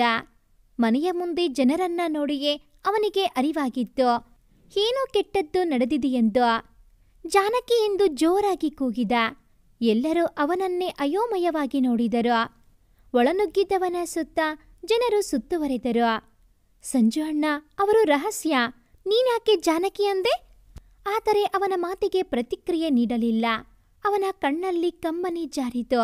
ಅವಳ ಮೈ ಪೂರ್ತಿಯಾಗಿ ನೀಲಿ ಬಣ್ಣಕ್ಕೆ ಮಾತ್ರವಲ್ಲ, ವಿಷಾಸುರನ ಆಕೃತಿಯಂತೆ ತರತರದ ಬಣ್ಣಕ್ಕೆ ತಿರುಗಿತು. ವಿಷಾಸುರ ಎಷ್ಟೇ ಪ್ರಯತ್ನಿಸಿದರೂ ಅವರನ್ನ ಮುಟ್ಟಲೂ ಸಹ ಆಗದೆ ಇದ್ದಿದ್ದಕ್ಕೆ ಜಾನಕಿ ಬೆಳೆಸಿದ ಗಿಡದಲ್ಲಿ ಹೂವಾಗಿ ಸೇರಿದ್ದ. ಅದಕ್ಕೆ ಅದು ಅಷ್ಟು ಆಕರ್ಷಕವಾಗಿತ್ತು. ಆ ಸಮಯದಲ್ಲಿ ರಘು ಇದ್ದಿದ್ರೆ ಮುಟ್ಟಲು ಅಸಾಧ್ಯವಾಗುತ್ತಿತ್ತೇನೋ. ಆದರೆ ಒಬ್ಬಳೇ ಇದ್ದ ಕಾರಣ ಅವನ ಕಾರ್ಯ ಸಫಲಗೊಂಡಿತ್ತು. ಜಾನು, ಕಣ್ಬಿಡು ಜಾನು. ಜಾನು, ಎದ್ದೇಳು ಜಾನು, ಪ್ಲೀಸ್. ಒಮ್ಮೆ ನಿನ್ನನ್ನ ಕಳೆದುಕೊಂಡಿದ್ದೇ ಸಾಕು. ಮತ್ತೆ ನಾವಿಬ್ಬರು ದೂರ ಆಗುವುದು ಸಾಧ್ಯವಿಲ್ಲ. ಎಲ್ಲರೂ ಅಯೋಮಯವಾಗಿ ಅವನನ್ನೇ ನೋಡುತ್ತಿದ್ದರು. ಆದರೆ ಅವನ ಸ್ಪರ್ಶ ಉಸಿರಾಡಲು ಕಷ್ಟಪಡುತ್ತಿದ್ದ ಜಾನಕಿಗೆ ಉಸಿರಾಟ ಸಮಸ್ಥಿತಿಗೆ ಬರುವಂತೆ ಮಾಡಿತ್ತು. ಆದರೆ ಆಕೆಯ ಮೈಬಣ್ಣ ಬದಲಾಗಲಿಲ್ಲ. ಅವನು ಜೊತೆಗಿದ್ದರೆ ಮಾತ್ರ ಉಸಿರಾಟ ಸಮಸ್ಥಿತಿಗೆ ಬಂದರೆ, ಅವನು ಕೊಂಚ ತನ್ನ ಸ್ಪರ್ಶ ಅವಳಿಗೆ ತಾಗಿಸದಿದ್ದರೂ ಅವಳ ಸ್ಥಿತಿ ಗಂಭೀರವಾಗುತ್ತಿತ್ತು. ಶಾಸ್ತ್ರಿಗಳು ಬಂದರು. ರಘು, ನೀನಿಲ್ಲದೆ ಜಾನಕಿ ಇರಲು, ಜಾನಕಿ ಇಲ್ಲದೆ ನೀನಿಲ್ಲ. ಆದರೆ ನೀವಿಬ್ಬರಿಲ್ಲದೆ ಈ ಊರೇ ಇರುವುದಿಲ್ಲ. ಶಾಸ್ತ್ರಿಗಳೇ, ಹಾಗೆನ್ನಬೇಡಿ. ರಘು, ಮೊದಲು ಜಾನಕಿಯನ್ನ ಅಮ್ಮನವರ ಗುಡಿಗೆ ಕರ್ಕೊಂಡು ಹೋಗು. ಅವಳನ್ನ ಕರ್ಕೊಂಡು ಹೋಗೋಕೆ ನಿನ್ನಿಂದ ಮಾತ್ರ ಸಾಧ್ಯ. ಯಾಕಂದ್ರೆ ಇಲ್ಲಿಯವರೆಗೆ ಆಕೆಯನ್ನ ಅಲುಗಿಸಲೇ ಆಗಿರುವುದಿಲ್ಲ, ನನಗೆ ತಿಳಿದ ಮಟ್ಟಿಗೆ. ಹಾಗೆ ಅಲ್ಲಿಗೆ ಹೋದಾಗಲೇ ನಿನಗೊಂದು ಸೂಚನೆಯೂ ದೊರೆಯುತ್ತದೆ. ತಡ ಮಾಡಲಿಲ್ಲ ಸಂಜು. ರಹಸ್ಯಳನ್ನ ತನ್ನ ಬಲಿಷ್ಠ ತೋಳಿನಲ್ಲಿ ಎತ್ತಿಕೊಂಡು ಅಮ್ಮನವರ ಗುಡಿಗೆ ನಡೆದ. ಇಲ್ಲೇನು ನಡೆಯುತ್ತಿದೆ? ನೀವ್ಯಾಕೆ ನಮ್ಮ ಅಣ್ಣನನ್ನ, ರಘು ಮತ್ತೆ ರಹಸ್ಯ ಅಕ್ಕನನ್ನು ಜಾನಕಿ ಅಂದ್ರಿ? ಪ್ರಶ್ನೆ ನರಹರಿ ಕೇಳಿದರೂ ಎಲ್ಲರ ಮನದಲ್ಲೂ ಅದೇ ಪ್ರಶ್ನೆ. ಶಿವಮ್ಮನವರು, ಇದೇನಾಯ್ತು ಶಾಸ್ತ್ರಿಗಳ ಇವಳಿಗೆ? ಇವತ್ತು ಗಂಡಿನ ಮನೆಯವರು ಬರ್ತಿದ್ದಾರೆ, ಹಾಗಂತ ಇಷ್ಟ ನಾಟಕ? ಎಲ್ಲರೂ ಅವಳನ್ನ ದುರ ನೋಡಿದರು. ಮಾತು ಅಲ್ಲಿಗೆ ನಿಂತಿತ್ತು. ಶಾಸ್ತ್ರಿಗಳು ಮುಗಳ್ನಕ್ಕು, ಅವಳು ನಾಟಕ ಮಾಡಿದ್ದಲ್ಲ, ಬದಲಾಗಿ ನಿಮ್ಮನ್ನೆಲ್ಲ ಅಂಥದ್ದೇ ಆಗುವ ಅಪಾಯದಿಂದ ರಕ್ಷಿಸುತ್ತಿದ್ದಾಳೆ. ಅವಳನ್ನ, ಸಂಜುನನ್ನ ಯಾರೆಂದು ತಿಳಿದಿದ್ದೀರಿ ನೀವು ಅಂತೇಳಿ ಹಿಂದಿನ ಜನ್ಮದ ಘಟನೆ ವಿವರಿಸಿ, ಅದಕ್ಕೆಂದೇ ಪಟೇಲರ ಮನೆಯಲ್ಲಿ ಜನ್ಮ ತಾಳಿದ್ದಾನೆ ಸಂಜುನಾಗಿ ರಘು. ಹಾಗೆ ಜಾನಕಿ ಇದೇ ತಾಯಿಯ ಆಶೀರ್ವಾದದಿಂದ ಜನ್ಮ ಪಡೆದವಳು ಜಾತ್ರೆಯಲ್ಲಿ ಸಿಕ್ಕಿದ್ದಲ್ಲ, ಬದಲಾಗಿ ಇವಳನ್ನ ಸಿಗುವಂತೆ ಮಾಡಿದ್ದಳು ಅಮ್ಮ. ಆಕೆಯ ತಂದೆ ತಾಯಿ ಹಿಂದಿನ ಜನ್ಮದ ಕರ್ಮಫಲ ಅನುಭವಿಸಲು ನಾವು ಜನರ ಹೊಳತಿಗೆ ಒಂದು ಮಗುವಿಗೆ ಜನ್ಮ ನೀಡಿ ತಕ್ಷಣ ಪ್ರಾಣ ಬಿಡುವುದಾಗಿ ಮಾತು ಕೊಟ್ಟಿದ್ದ ಪರಿಣಾಮ ರಹಸ್ಯಾಳ ಅಪ್ಪ ಅಮ್ಮ ಇಬ್ಬರು ಮರಣ ಹೊಂದಿದರು. ಆ ಮಗುವನ್ನ ತಾಯಿ ಶ್ರೀಕಂಠ ಶಾಸ್ತ್ರಿಗಳ ಮಡಿಲಿಗಾಕಿದಳು ಈ ಊರಿನ ಕಲ್ಯಾಣಕ್ಕಾಗಿ.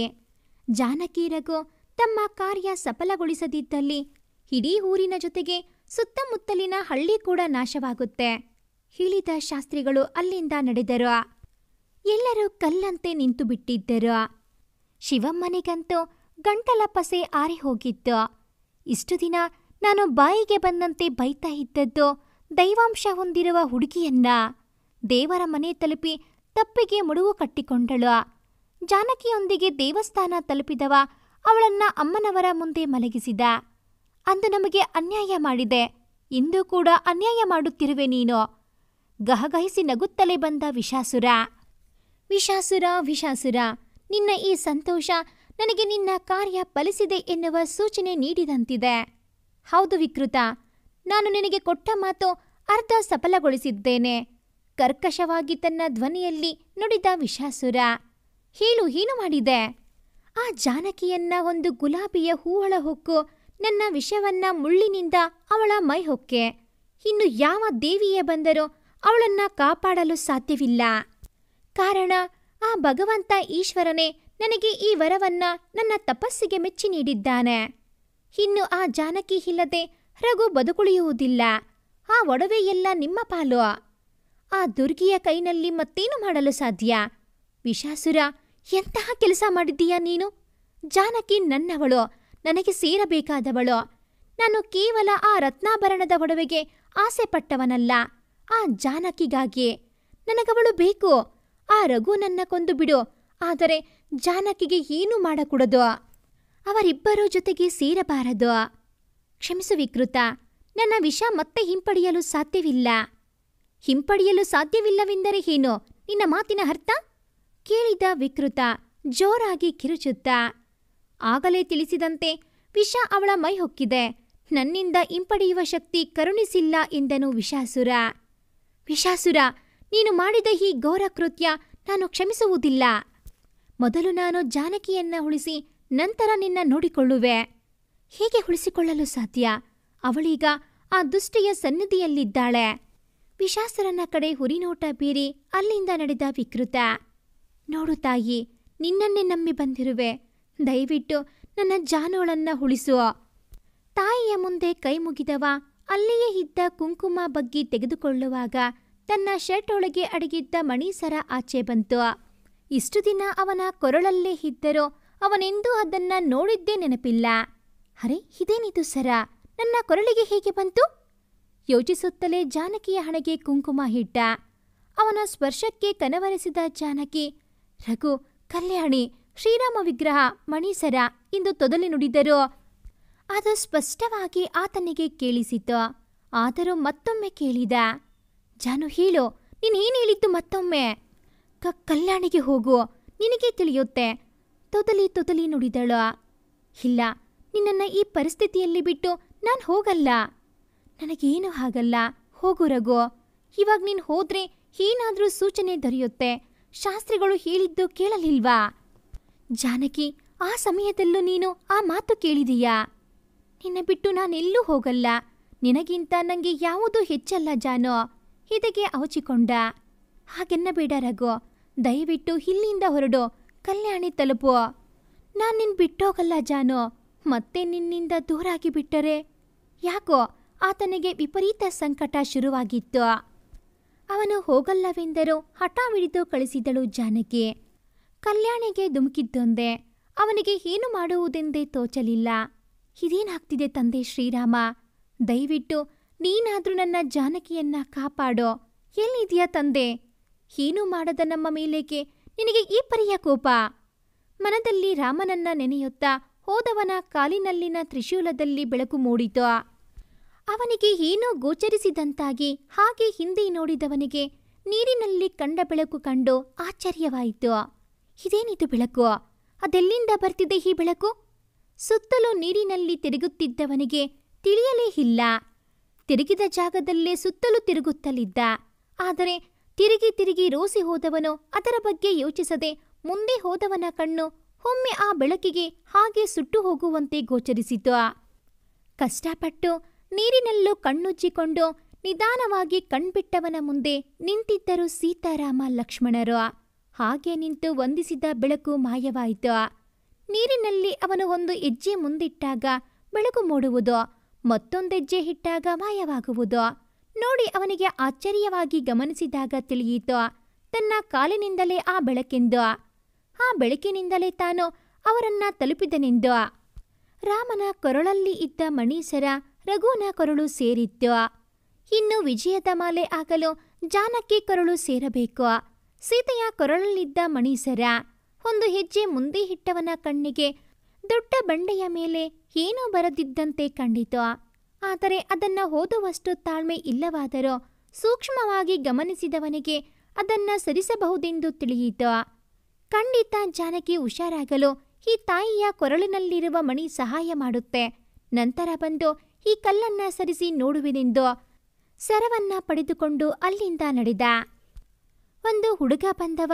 ಅಕ್ಕ, ಸಂಜು ಅಣ್ಣ ಜ್ಞಾನವಿಲ್ಲದೆ ಹೊರಗಡೆ ಬಿದ್ದಿದ್ದಾರೆ ಎಂದು ನುಡಿದು ಓಡಿ ಹೋದ. ಇಲ್ಲ, ರಘು ದೇವಸ್ಥಾನದಿಂದ ಹೊರಹೋಗಲು ಹೇಗೆ ಸಾಧ್ಯ? ಖಂಡಿತ ಇದು ಸುಳ್ಳು. ಜಾನಕಿ, ನಾನಿಲ್ಲೇ ಇದ್ದೀನಿ. ನಂಗೆ ಹೊಳಗ್ ಬರೋಕೆ ಆಗ್ತಿಲ್ಲ ಜಾನಕಿ. ಧ್ವನಿ ಬಂದದ್ದು ಅವನದೇ ಧ್ವನಿಯಂತಿತ್ತು. ಆದರೂ ಅವಳು ನಂಬಲಿಲ್ಲ. ಓಡಿ ಬಂದ ಶಿವಮ್ಮ, ರಹಸ್ಯ ಬಾ ರಹಸ್ಯ, ನಿನ್ನ ನೋಡಲು ಪಂಡಿತರು ಬಂದಿದ್ದಾರೆ. ಅವರು ಇಲ್ಲಿಗೆ ಬರಲು ಒಪ್ತಾ ಇಲ್ಲ. ನಿನ್ನನ್ನೇ ಅಲ್ಲಿಗೆ ಕರ್ಕೊಂಡು ಬರೋಕೆ ಹೇಳಿದ್ದಾರೆ. ನೀನ್ ಬಂದು ನಿಂಗೆ ಏರಿರೋ ವಿಷ ನಿನ್ನ ದೇಹದಿಂದ ಹೋಗಿ ನೀನ್ ಹುಷಾರಾದ್ರೆ ಅಷ್ಟೇ ಸಾಕು ರಹಸ್ಯ. ನಮ್ಮ ಊರನ್ನೇ ಉಳಿಸಲು ಪಣ ತೊಟ್ಟಿದ್ದ ನಿನಗೆ ಇಷ್ಟು ಮಾಡುವುದಿಲ್ಲವೇ? ಅಕ್ಕ, ಇಲ್ಲ, ನಾನೆಲ್ಲೂ ಬರುವುದಿಲ್ಲ. ಅಮ್ಮನವರ ಗುಡಿ ಬಿಟ್ಟು ಆಚೆ ಬರುವುದಿಲ್ಲ. ನನ್ನನ್ನ ಬಲವಂತ ಮಾಡಬೇಡಿ. ಹಾಗೆನ್ನಬೇಡ ರಹಸ್ಯ. ದಯವಿಟ್ಟು ಊರಿನ ಒಳಿತಿಗೆ ನೀನು ಬರಲೇಬೇಕೆಂದು ಅವಳು ಒಪ್ಪದಿದ್ದರೂ 4 ಜನರ ಸಹಾಯದಿಂದ ಅವಳನ್ನ ದೇವಸ್ಥಾನದಿಂದ ಆಚೆ ತಂದೇ ಬಿಟ್ಟಳು ಶಿವಮ್ಮ. ಇನ್ನು ದೇವಸ್ಥಾನ ದಾಟಿದ್ದೆ ಅವಳ ದೇಹ ಮಾತ್ರ ಗಾಳಿಯಲ್ಲಿ ತೇಲಿ ಹೋಯಿತು.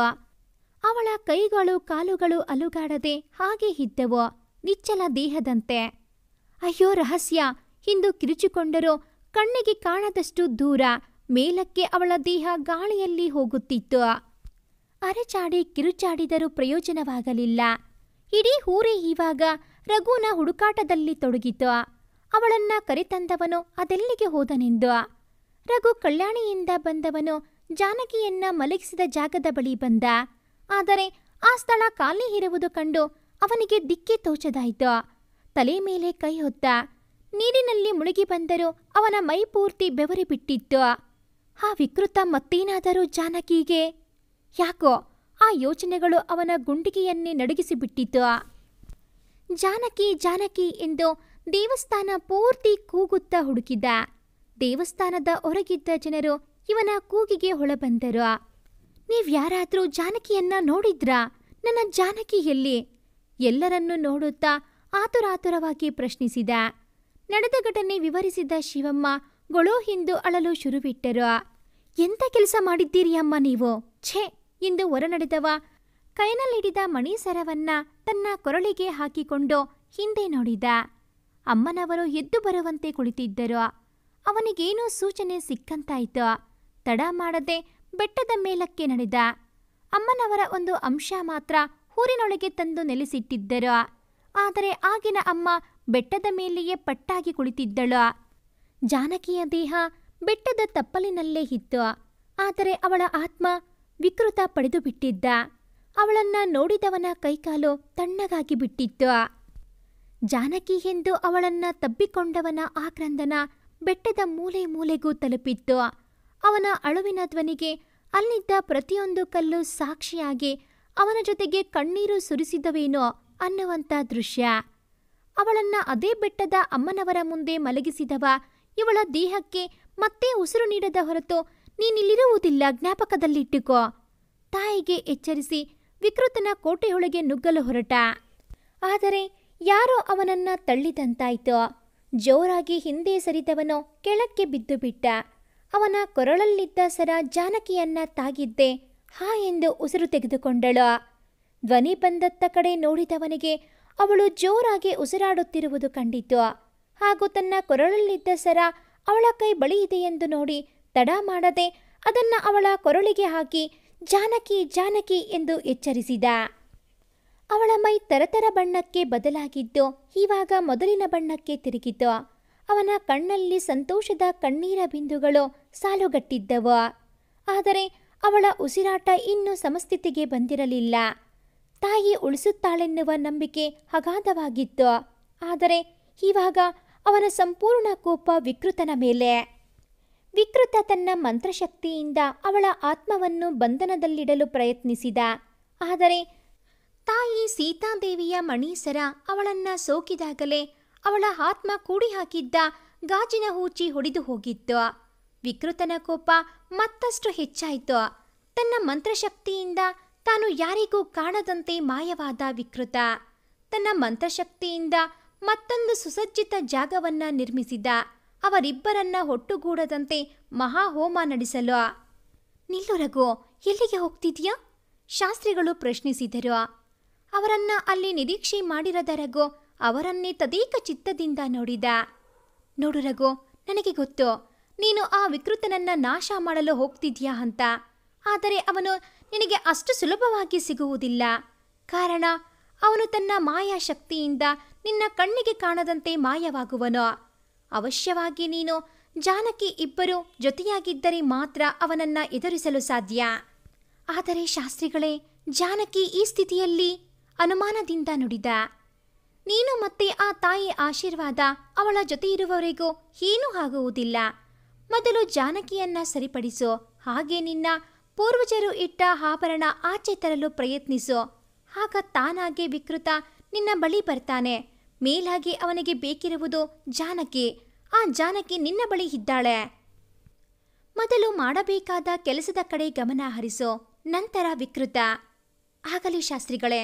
ಹಾಗೆ ಶಾಸ್ತ್ರಿಗಳೇ, ನಾನು ಕಲ್ಯಾಣಿಯಲ್ಲಿ ರಾಮನ ಮೂರ್ತಿಯ ಮುಂದೆ ಒಂದು ದೊಡ್ಡ ಬಂಡೆಯನ್ನ ನೋಡಿದೆ. ಅದು ತುಂಬ ವಿಭಿನ್ನವಾಗಿತ್ತು.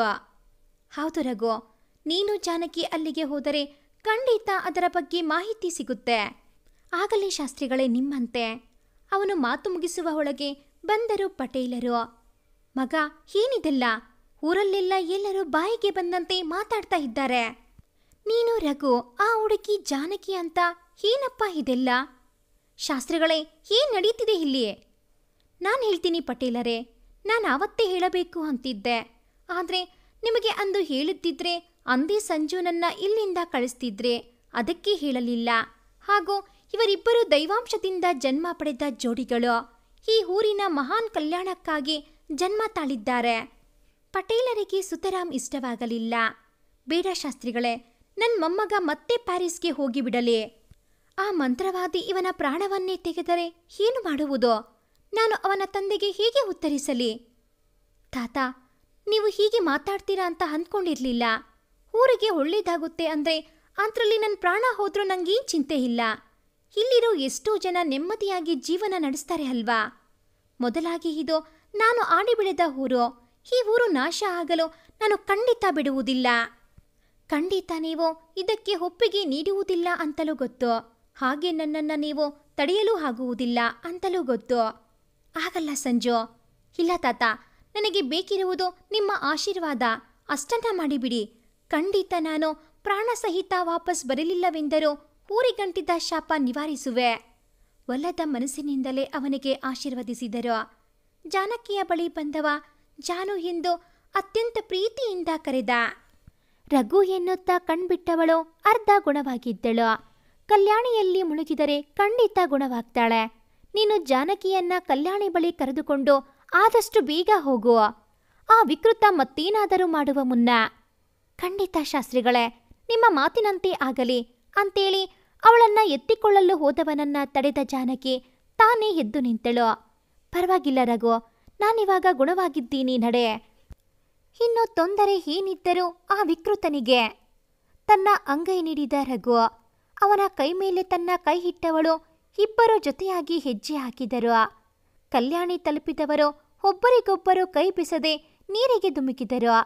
ಜಾನಕಿಗೆ ಆಗಿದ್ದ ಗಾಯಗಳೆಲ್ಲ ಕ್ಷಣದಲ್ಲೇ ವಾಸಿಯಾಗಿ ಬಿಟ್ಟವು. ಅವಳ ಮುಖ ಎಂದಿನಂತೆ ಚಂದ್ರನಂತೆ ಹೊಳೆಯುತ್ತಿತ್ತು. ಇಬ್ಬರ ಕಾಲಿನ ತ್ರಿಶೂಲ ಒಟ್ಟುಗೂಡಿ ಬೆಳಕು ಮೂಡಿತು. ಶ್ರೀರಾಮ ಜಾನಕಿಯರನ್ನ ಸೇರಿದವರು ದೇವರಿಗೆ ಭಕ್ತಿಯಿಂದ ವಂದಿಸಿ ನಿಂತರು.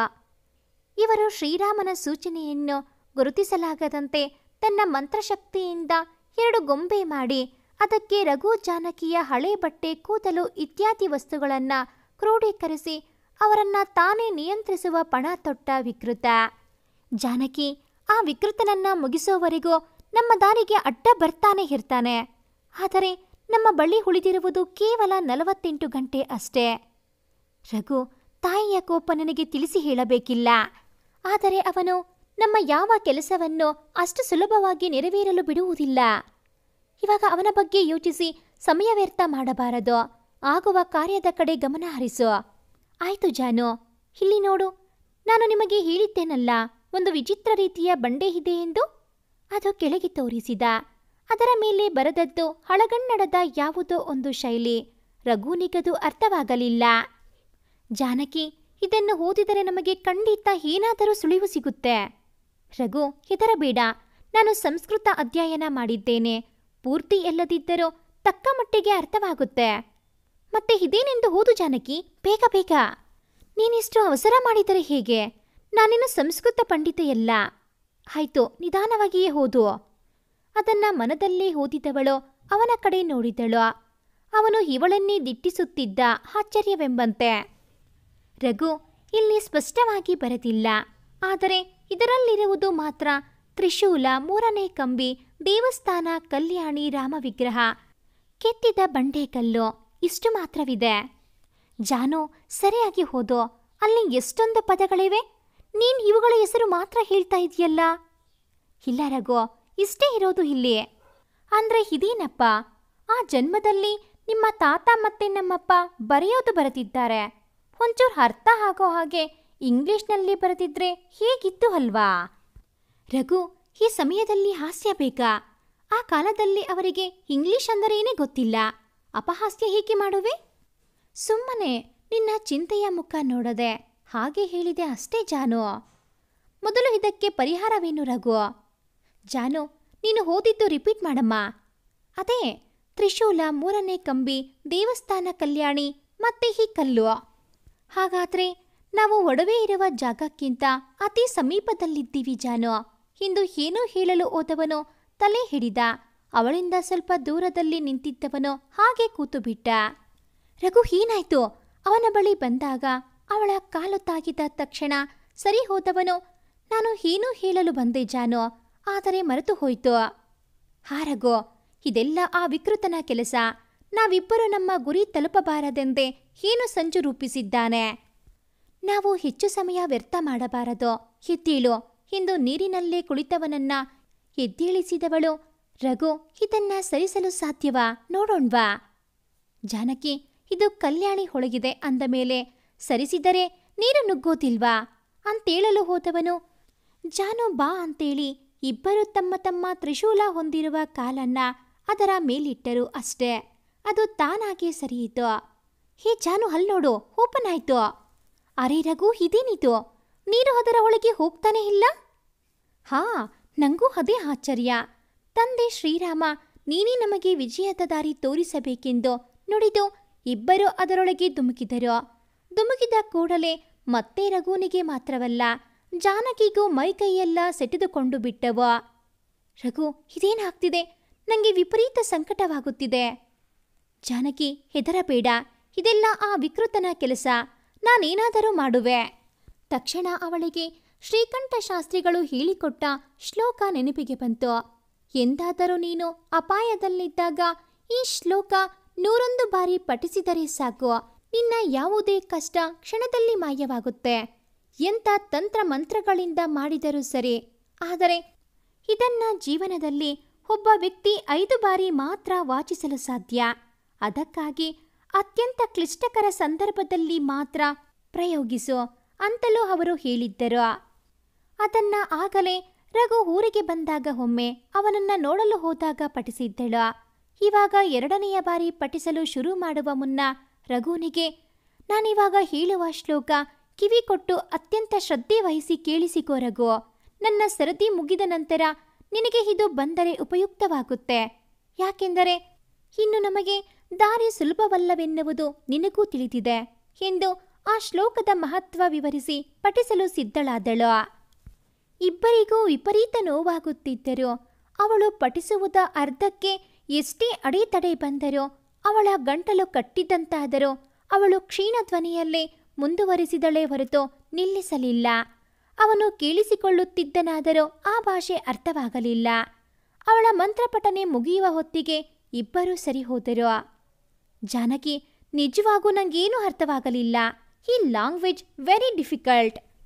ರಘು, ನನಗೆ ಅರ್ಥವಾಗುತ್ತೆ ನಿನಗೆ ಈ ಭಾಷೆ ಗೊತ್ತಿಲ್ಲ ಅಂತ. ಆದರೆ ತಾಯಿ ದುರ್ಗಾಶಕ್ತಿ ನಿನ್ನ ಬಳಿ ಇದೆ ಅಲ್ವಾ? ಅವರ ಸಹಾಯದಿಂದ ನೀನು ಇದನ್ನ ಕಲಿಯಲೇಬೇಕು. ರಘು, ಮುಂದೆಲ್ಲ ಕತ್ತಲೆ ಇದೆ, ಎತ್ತ ಹೋಗುವುದು ಒಂದು ತಿಳಿಯುತ್ತಿಲ್ಲ. ಜಾನು, ಹೆದರಬೇಡ, ನಮ್ಮ ಕಾಲಿನಲ್ಲೇ ಲೈಟ್ ಇರುವಾಗ. ರಘು, ನೀನು ಪ್ರತಿಯೊಂದಕ್ಕೂ ತಮಾಷೆ ಮಾಡಬೇಡ. ನಮ್ಮ ಕಾಲಿನಲ್ಲಿ ಬೆಳಕು ಬರಲು ಹೇಗೆ ಸಾಧ್ಯ? ಜಾನಕಿ, ನನಗಿಂತ ಮೊದಲು ನಿನಗೆ ಹಿಂದಿನ ಜನ್ಮದ ನೆನಪೆಲ್ಲ ಬಂದಿರೋದು. ಆದ್ರೆ ಅದರ ಬಗ್ಗೆ ಎಲ್ಲವನ್ನೂ ನೀನೇ ಸರಿಯಾಗಿ ತಿಳ್ಕೊಂಡಿಲ್ಲ ಅಂದ್ರೆ ಹೇಗೆ ಜಾನು? ಅಂದ್ರೆ ನಮ್ಮ ಕಾಲಿನಲ್ಲಿ ತ್ರಿಶೂಲ ಇದೆ ನೋಡು, ಆ ತ್ರಿಶೂಲದಿಂದ ಬೆಳಕು ಹೊಮ್ಮುತ್ತೆ ಅಂತ ಕೆಳಗಿಟ್ಟಿದ್ದ ಕಾಲು ಕೊಂಚ ಮೇಲಕ್ಕೆ ಎತ್ತಿ ತೋರಿಸಿದಾಗ ಅಲ್ಲಿ ಮೂಡಿದ ಬೆಳಕನ್ನ ನೋಡಿ ಒಂದು ಕ್ಷಣ ಅವಳಿಗೆ ಆಶ್ಚರ್ಯವಾಗುತ್ತೆ. ರಘು, ತ್ರಿಶೂಲ ಇರೋದು ಗೊತ್ತು, ಆದ್ರೆ ಅದರಲ್ಲಿ ಮೂಡೋ ಬೆಳಕು ಗೊತ್ತಿರಲಿಲ್ಲ. ಸರಿ ಸರಿ ಹೊರಡೋಣ ನಡಿ. ರಘು, ಇಲ್ಲಿ 4 ದಿಕ್ಕುಗಳಿವೆ, ಹಾಗೂ 4 ದಿಕ್ಕಲ್ಲೂ ದಾರಿ ಇದೆ. ಯಾವ ದಿಕ್ಕಲ್ಲಿ ಹೋಗೋದು? ಜಾನಕಿ, ಅಮ್ಮನವರ ದೇವಸ್ಥಾನ ಇರುವುದು ಪೂರ್ವಕ್ಕೆ, ಅತ್ತಲಿಂದ ಉತ್ತರಕ್ಕೆ ಬೆಟ್ಟ ಇರೋದು. ಆದರೆ ಕಲ್ಯಾಣಿ ಇರುವುದು ದೇವಸ್ಥಾನದ ದಕ್ಷಿಣಕ್ಕೆ. ನಾವು ಕಲ್ಯಾಣಿಯಿಂದ ಪಶ್ಚಿಮಕ್ಕೆ ಮುಖ ಮಾಡಿ ಇಳಿದದ್ದು, ಆದರೆ ಅದರಲ್ಲಿ ದಿಕ್ಕು ಮತ್ತೆ ಹೋಗಿದ್ದು ಪೂರ್ವಕ್ಕೆ. ಇಲ್ಲ ರಘು, ಉತ್ತರಕ್ಕೆ ಬಂದದ್ದು ನಾವು. ನನಗೆ ನೆನಪಿದೆ. ಪಶ್ಚಿಮದಲ್ಲಿ ಮುಳುಗಿ ಎಡಭಾಗಕ್ಕೆ ಬಂದದ್ದು ನನಗೆ ನೆನಪಿದೆ. ಅಲ್ಲಿ ನಮಗೆ ವಿರುದ್ಧವಾಗಿ ಇದ್ದದ್ದು ಶ್ರೀರಾಮ ಜಾನಕಿ. ಅಲ್ಲಿಂದ ನೇರವಾಗಿ ಕೆಳಗೆ ಇಳಿದಿದ್ದು. ಸೊ ನಾವು ಹೋಗಬೇಕಾದ ದಾರಿ ಎಂದು ಹೇಳಲು ಹೋದವಳ ಕಣ್ಣಿಗೆ ಕಲ್ಲಿನ ಮೇಲೆ ಕೆತ್ತಿದ್ದ ಮಾರ್ಗಸೂಚಿ ಕಾಣಿಸಿತು. ರಘು, ಅಲ್ಲಿ ನೋಡು. ಅದರ ಮುಂದೆ ರಾಜನ ಆಸ್ಥಾನದ ಚಿತ್ರ ಒಂದು ಕಡೆ, ರಾಜಬೀದಿಯ ಚಿತ್ರ ಒಂದು ಕಡೆ, ಬೆಟ್ಟದ ದುರ್ಗಾಮಾತೆ ಚಿತ್ರ ಒಂದು ಕಡೆ, ಮತ್ತೊಂದು ಕಡೆ ಜಲಪಾತ. ಆದರೆ ಎಲ್ಲವನ್ನೂ ಉಲ್ಟಾಪಲ್ಟಾ ಬರೆಯಲಾಗಿತ್ತು. ಅದನ್ನ ಸರಿಯಾಗಿ ಅರ್ಥ ಮಾಡಿಕೊಳ್ಳದ ರಘು ಜಾನಕಿ ಬೇರೊಂದು ದಾರಿಯಲ್ಲಿ ಹೆಜ್ಜೆ ಹಾಕಿದರು. ಇದೇನಿದು? ನಾವೆಲ್ಲಿಗೆ ಬಂದಿದ್ದೇವೆ ರಘು? ಒಂದೂ ಅರ್ಥವಾಗುತ್ತಿಲ್ಲ. ಆಹಾ, ನನ್ನನ್ನೇ ಯಾಮಾರಿಸಲು ಹೊರಟ ನಿಮ್ಮನ್ನ ಸುಮ್ಮನೆ ಬಿಡ್ತೀನಿ ಅಂತ ಹೇಗೆ ಅಂದುಕೊಂಡಿರಿ? ಇವಾಗ ನೀವು ಹೋಗ್ತಿರೋದು ರಾಕ್ಷಸರ ಕಾಡಿನ ದಾರಿಗೆ. ಹೇ ಜಾನಕಿ, ಬಾಬಾ, ನಿನ್ನನ್ನು ಇಷ್ಟು ಸುಲಭವಾಗಿ ಬಿಟ್ಕೊಡ್ತೀನಿ ಅಂತ ಅದು ಹೇಗೆ ಅಂದುಕೊಂಡೆ? ಇಂದು ಆ ರಘುನ ಪ್ರಾಣ ತೆಗೆದು ನಿನ್ನನ್ನು ಪಡೆಯದೆ ಹೋದರೆ ನಾನು ವಿಕೃತನೇ ಅಲ್ಲ. ನಿಲ್ಲು ಜಾನು, ಬೇಡ. ಈ ದಾರಿ ನನಗೆ ಯಾಕೋ ಕೆಡುಕಿನ ಸೂಚನೆ ಅನಿಸ್ತಿದೆ. ನೋಡು, ನನ್ನನ್ನ ಈ ಮಣಿಸರ ಹಿಂದೆ ತಳ್ಳಿದಂಥ ಅನುಭವ. ಬೇಡ ಜಾನು, ಬೇಡ ಈ ದಾರಿ. ಬೇರೆ ದಾರಿಯಲ್ಲಿ ಹೋಗೋಣ. ರಘು, ಆದರೆ ಇದೇ ದಾರಿ ಅಲ್ವಾ ನಮಗೆ ತಾಯಿಯ ಸನ್ನದಿ ಕಡೆ ಮಾರ್ಗ ಸೂಚಿಸಿದ್ದು? ಹೌದು ಜಾನಕಿ, ಆದರೆ ಆ ವಿಕೃತ ಇದರಲ್ಲೂ ಮೋಸ ಮಾಡಿರಬಹುದು. ಅವನೇಳುವಾಗಲೇ ಅವರು ನಿಂತ ಭೂಮಿ ಅಲುಗಾಡತೊಡಗಿತು. ಇಬ್ಬರು ಒಬ್ಬರ ಕೈ ಒಬ್ಬರು ಹಿಡಿದುಕೊಂಡರು. ಅತ್ತಿತ್ತ ಅಲ್ಲಾಡುತ್ತಿದ್ದರು ಭೂಮಿಯ ಕಂಪನಕ್ಕೆ. ರಘು, ನಿನ್ನ ಮಾತು ಸತ್ಯ ರಘು. ಇವಾಗೇನು ಮಾಡುವುದು? ಜಾನು, ಬಾ, ಇಲ್ಲಿಂದ ಮೊದಲು ವಾಪಸ್ ಹೋಗೋಣ. ಆದರೆ ಭೂಮಿ ಕಂಪನ ಆಗ್ತಿದೆ. ಒಂದು ಹೆಜ್ಜೆ ಇಡೋದು ಕೂಡ ಕಷ್ಟ ಆಗ್ತಿದೆ ಅಲ್ವಾ? ಹೇಗೆ ಹೋಗೋದು? ಅರೇ ರಘು, ಇದೇನಿದು? ನಮ್ಮ ಮೇಲೆ ಮೇಲಿನಿಂದ ಮಣ್ಣು ಸುರುತ್ತಿದೆ ಅಲ್ವಾ? ಅಯ್ಯೋ, ಇದು ಬೂದಿ. ಏನ್ ಮಾಡೋದು ಇವಾಗ? ಜಾನಕಿ, ನೀನು ಆಗಲೇ ಪಠಿಸಿದ ಮಂತ್ರ ಮತ್ತೊಮ್ಮೆ ಪಠಿಸು ಜಾನಕಿ. ಆದರೆ ರಘು, ಆಗಲೇ ಅದನ್ನ 2 ಬಾರಿ ಪಠಿಸಿದ್ದೀನಿ. ಮತ್ತೆ 3 ಬಾರಿ ಅವಕಾಶ ಮಾತ್ರ ಇದೆ. ಇನ್ನು ಎಂತೆಂಥ ಕ್ಲಿಷ್ಟಕರ ಸಂದರ್ಭ ಬರುವುದು? ಜಾನಕಿ, ಮೊದಲು ನಾವು ಇಲ್ಲಿಂದ ಪಾರಾಗಬೇಕು, ನಂತರ ಮುಂದಿನದು. ಆದರೆ ರಘು, ದಯವಿಟ್ಟು ನಿನ್ನಲ್ಲಿರುವ ದೈವಶಕ್ತಿಯಿಂದ ಇದನ್ನ ನೀನು ಕಲಿತುಕೋ, ದಯವಿಟ್ಟು. ಸರಿ ಜಾನಕಿ, ತಲೆ ತಿರುವಿದ. ಅವಳು ಮಂತ್ರ ಪಠಿಸಿದ ನಂತರ ಮತ್ತೆ ಮೊದಲಿನ ಸ್ಥಿತಿಗೆ ಬಂದರು. ಜಾನಕಿ, ಮೊದಲೆರಡು ಲೈನ್ ಅರ್ಥವಾದರೂ ನಂತರದ್ದು ತಿಳಿಯುತ್ತಿಲ್ಲ. ಇನ್ನೂ 2 ಬಾರಿ ನನಗೆ ಅವಕಾಶವಿದೆ. ಅದನ್ನ ಮನನ ಮಾಡಿಕೋ ರಘು, ಖಂಡಿತ ಬರುತ್ತೆ. ಹಾಗೆ ಆಗಲಿ ಜಾನು, ಪ್ರಯತ್ನಿಸುವೆ. ಕ್ಷಣ ಕಣ್ಮುಚ್ಚಿದ ರಘು, ಜಾನು ಬಾ, ನನಗೆ ಅಮ್ಮ ಇದೇ ದಿಕ್ಕಲ್ಲಿ ಇದ್ದಾಳೆ ಎನ್ನುವ ಸೂಚನೆ ಸಿಕ್ಕಿದೆ. ಏನ್ ಹೇಳ್ತಿದ್ಯಾ ರಘು? ಹಾ ಬಾ ಎಂದು ಅವಳ ಕೈ ಹಿಡಿದು ಮುಂದೆ ನಡೆದವನಿಗೆ ಪುಟ್ಟ ಕೋಟೆಯಾಕಾರದ ಮನೆಯೊಂದು ಕಣ್ಣಿಗೆ ಬಿದ್ದು. ಇದೇನು ರಘು, ಇಲ್ಲಿ ಮನೆ ಇದ್ದಾಗಿದೆ? ಹಾ ಜಾನಕಿ, ಆಗಿನ ಕಾಲದಲ್ಲಿ ರಾಜ ಸೇಫ್ಟಿಗೆ ಮಾಡಿಸಿದ್ದಾನೆ. ಇದನ್ನ ತಿಳಿದ ನಮ್ಮ ಅಪ್ಪ ಮತ್ತೆ ನಿಮ್ಮ ತಾತ ಒಳ್ಳೆಯ ಈ ಮನೆಯ ದೊಡ್ಡ ಬಾಗಿಲಿಗೆ ದೊಡ್ಡದೊಂದು ಕೀ ಹಾಕಲಾಗಿತ್ತು. ಇದೇನು ಹೀಗೆ? ಇವಾಗೇನು ಮಾಡುವುದು? ನಮ್ಮ ತ್ರಿಶೂಲಗಳೇ ನಮಗೆ ದಾರಿ ತೋರಿಸುತ್ತವೆಂದು ಇಬ್ಬರು ಅವರ ಕಾಲಿನ ತ್ರಿಶೂಲ ಅದರ ಮೇಲಿರಿಸಿದರು. ಆದರೆ ಓಪನ್ ಆಗಲೇ ಇಲ್ಲ. ಇಬ್ಬರು ತಳ್ಳಲು ತುಂಬಾ ಪ್ರಯತ್ನ ಪಟ್ಟರು, ಆಗಲೇ ಇಲ್ಲ. ರಘು, ಉಳಿದದ್ದು ಇನ್ನು 2 ಬಾರಿ ಮಂತ್ರ. ಇವಾಗ ಪಠಿಸಿದರೆ ಮುಂದೆ? ಯೋಚಿಸಿದ ರಘು, ನೀನು ಪಠಿಸು ಅಂತೇಳಿ ಕೆಳಗೆ ಕೂತು ಅವಳು ಹೇಳಿದ್ದನ್ನ ಮಣ್ಣಿನ ಮೇಲೆ ಬರೆದುಕೊಂಡ. ಇದ್ಯಾಕೆ? ನೀನು ಪಟಪಟ ಅಂತ ಹೇಳಿದ್ರೆ ಹೇಗೆ ಅರ್ಥವಾಗುತ್ತೆ? ಅದಕ್ಕೆ ಮಣ್ಣಿನ ಮೇಲೆ ಬರೆದಿದ್ದೀನಿ. ಇವಾಗ ಇದನ್ನ ನಾನು ಕಲಿತುಕೊಳ್ಳುವೆ ಎಂದು ಶ್ರದ್ಧೆ ವಹಿಸಿ ಕುಳಿತುಕೊಂಡ. 3/4 ಭಾಗ ಕಲಿಯುವವರೆಗೂ ಏನೂ ಆಗಲಿಲ್ಲ. ಆದರೆ ಆಗಲೇ ಜಾನಕಿಯ ಮಂತ್ರಶಕ್ತಿಯಿಂದ ತೆರೆದಿದ್ದ ಬಾಗಿಲು ಕಿರ್ ಎನ್ನಲು ಶುರು ಮಾಡಿತು. ಒಂದು ಅವಕಾಶ ಮಿಸ್ ಆಗುತ್ತೆಂದು ಇಬ್ಬರು ಒಳನುಗ್ಗಿದರು. ಆಗಲೇ 1 ದಿನವೇ ಕಳೆದು ಹೋಗಿತ್ತು. ಇಬ್ಬರಿಗೂ ಒಂದೊಂದು ಕ್ಷಣವೂ ತುಂಬ ಮುಖ್ಯವಾಗಿತ್ತು. ಒಳಗೆ ನುಗ್ಗಿದವರಿಗೆ ಕಂಡದ್ದು ಬರೀ ಹಾವುಗಳೇ. ಅದನ್ನ ನೋಡಿ ಹೆದರಿದವಳು ರಘುನ ಶರ್ಟ್ ಗಟ್ಟಿಯಾಗಿ ಹಿಡಿದಳು. ಇದೇನು ರಘು, ಈ ರೀತಿಯಲ್ಲಿ ಇದೆಯಲ್ಲ? ಹೆದರಬೇಡ ಜಾನು, ನಾನಿದ್ದೀನಿ. ಅವರ ಮುಂದೆ ಬರುತ್ತಿದ್ದ ಹಾವುಗಳನ್ನೆಲ್ಲ ಅವರತ್ತಿರವೂ ಸುಳಿಯದಂತೆ ಜಾನಕಿಯ ಕೈ ಹಿಡಿದು ಒಂದೊಂದೇ ಹೆಜ್ಜೆ ಇಡುತ್ತಾ ಬಾಯಲ್ಲಿ ಹೇಳೋ ಮಣಮಣ ಮಂತ್ರ ಹೇಳುತ್ತಿದ್ದ. ರಘು, ನನಗೆ ಭಯ ಆಗ್ತಿದೆ. ನೀನು ಏನು ಹೇಳ್ತಿದೀಯಾ? ಕಣ್ಣಲ್ಲೇ ಅವಳನ್ನ ಸುಮ್ಮನಿರಿಸಿ ತನ್ನ ತೋಳಿನಲ್ಲಿ ಅವಳನ್ನ ಎತ್ತಿಕೊಂಡು ಮುಂದೆ ನಡೆದ. ರಘು, ನೀನು ಹೇಳುತ್ತಿರುವ ಮಂತ್ರ? ಹಾವಿನ ಕೋಟೆ ದಾಟಿದ ತಕ್ಷಣ ಕೇಳಿದಳು ಜಾನಕಿ. ಗೊತ್ತಿಲ್ಲ ಜಾನು, ಆದರೆ ಅಪ್ಪ ಪ್ರತಿದಿನ ನನಗೆ ಕೆಲವೊಂದು ಮಂತ್ರ ಹೇಳಿಕೊಡೋರು. ಅದನ್ನ ಚಿಕ್ಕವನಿದ್ದಾಗಲೇ ಕಲಿತು ಬಿಟ್ಟಿದ್ದೆ. ನಂತರ ಅಪ್ಪ ಹೇಳೋರು. ಅವರಿಗೂ ಸಂಸ್ಕೃತದಲ್ಲಿ ತುಂಬ ಆಸಕ್ತಿ ಇದ್ದಾಗ ಅವರ ಗುರುಗಳು ಕೆಲವೊಂದು ಮಂತ್ರ ಹೇಳಿಕೊಟ್ಟಿದ್ದರಂತೆ. ಅದನ್ನ ಅಪ್ಪ ನನಗೆ ಹೇಳಿಕೊಟ್ಟಿದ್ದರು. ಯಾವತ್ತಾದರೂ ಕಷ್ಟಕಾಲದಲ್ಲಿ ಉಪಯೋಗಕ್ಕೆ ಬರಬಹುದು ಅಂತ. ಅದರಲ್ಲೂ ಇದು ವಿಷವೇರಿದ್ದರೆ ಈ ಮಂತ್ರ ಉಪಯೋಗಿಸಿ ತೆಗೆಯಬಹುದಂತೆ. ಹಾಗಾಗಿ ನನಗೆ ಅಪ್ಪ ಹೇಳಿಕೊಟ್ಟಿದ್ದರು. ಮುಗಳ್ನಕ್ಕ ಜಾನಕಿ. ಮುಂದೆ ನೋಡಿದವಳ ಕಣ್ಣಿಗೆ ಉರಿಯ ತಾಪ ಸಹಿಸಲಾಗಲಿಲ್ಲ. ರಘು, ಇದೇನು ಇಷ್ಟೊಂದು ಬೆಂಕಿಯ ಶಾಖ? ಜಾನಕಿ, ಇದು ಆ ವಿಕೃತ ಮಾಡುತ್ತಿರುವ ಸಂಚು. ನಾವು ಅವನ ದಾರಿಯಲ್ಲಿ ಹೋಗಲಿಲ್ಲವಲ್ಲ, ಹಾಗಾಗಿ ಈ ರೀತಿ ಮಾಡಿದ್ದಾನೆ ಅಷ್ಟೇ. ನೀನೇನು ಹೆದರಬೇಡ. ಬಾ, ನಿನ್ನ ಕಣ್ಣು ಮುಚ್ಚಿಕೋ. ರಘು, ಇವಾಗೇನು ಮಾಡೋದು? ನನ್ನ ಬಳಿ ಮತ್ತೊಂದು ಅಸ್ತ್ರವಿದೆ ಜಾನು ಅಂತೇಳಿ ಜಾನಕಿಯನ್ನ ಹೆಗಲ ಮೇಲೆ ಹೊತ್ತುಕೊಂಡು ಅವಳ ಪಾದದಲ್ಲಿನ ತ್ರಿಶೂಲ ಅವನಿಗೆ ವಿರುದ್ಧವಾಗಿ ಹಿಡಿದ. ಕ್ಷಣದಲ್ಲೇ ಬೆಂಕಿಯ ಶಾಖ ಮಾಯವಾಗಿತ್ತು. ಹೇ ರಘು, ನನ್ನೆಲ್ಲ ಯೋಜನೆ ನುಚ್ಚುನೂರು ಮಾಡುವ ನಿನ್ನನ್ನ ಖಂಡಿತ ಸುಮ್ಮನೆ ಬಿಡುವುದಿಲ್ಲ. ನಳಂಬಿ, ಹೋಗು, ಹೋಗಿ ಧೂಳೆಬ್ಬಿಸು. ಎಷ್ಟರ ಮಟ್ಟಿಗೆ ಎಂದರೆ ಆ ರಘು ಜಾನಕಿ ಇಬ್ಬರು ನನ್ನ ಕಾಲಬುಡದ ಬಳಿ ಬಂದು ಬಿದ್ದಿರಬೇಕು. ಖಂಡಿತ ವಿಕೃತ, ನೀನು ಮತ್ತೊಂದು ಅವಕಾಶ ನೀಡಿದ್ದೀಯಾ. ನಾನು ಖಂಡಿತ ಬಳಸಿಕೊಳ್ಳುವೆ. ನನ್ನ ಸಾಮರ್ಥ್ಯ ಏನೆಂದು ನಿಮಗೆಲ್ಲ ತಿಳಿಸುವೆ ಎಂದು ಅಲ್ಲಿಂದ ಹಾರಿದಳು ನಳಂಬಿ. ಜಾನಕಿಯನ್ನ ಕೆಳಗಿಳಿಸಿದ ತಕ್ಷಣವೇ ಸುಂಟರ ಗಾಳಿ ಶುರುವಾಯಿತು. ರಘು, ಇವಾಗೇನು ಮಾಡುವುದು? ಮತ್ತೊಂದು ಸಮಸ್ಯೆ ಶುರುವಾಯಿತು.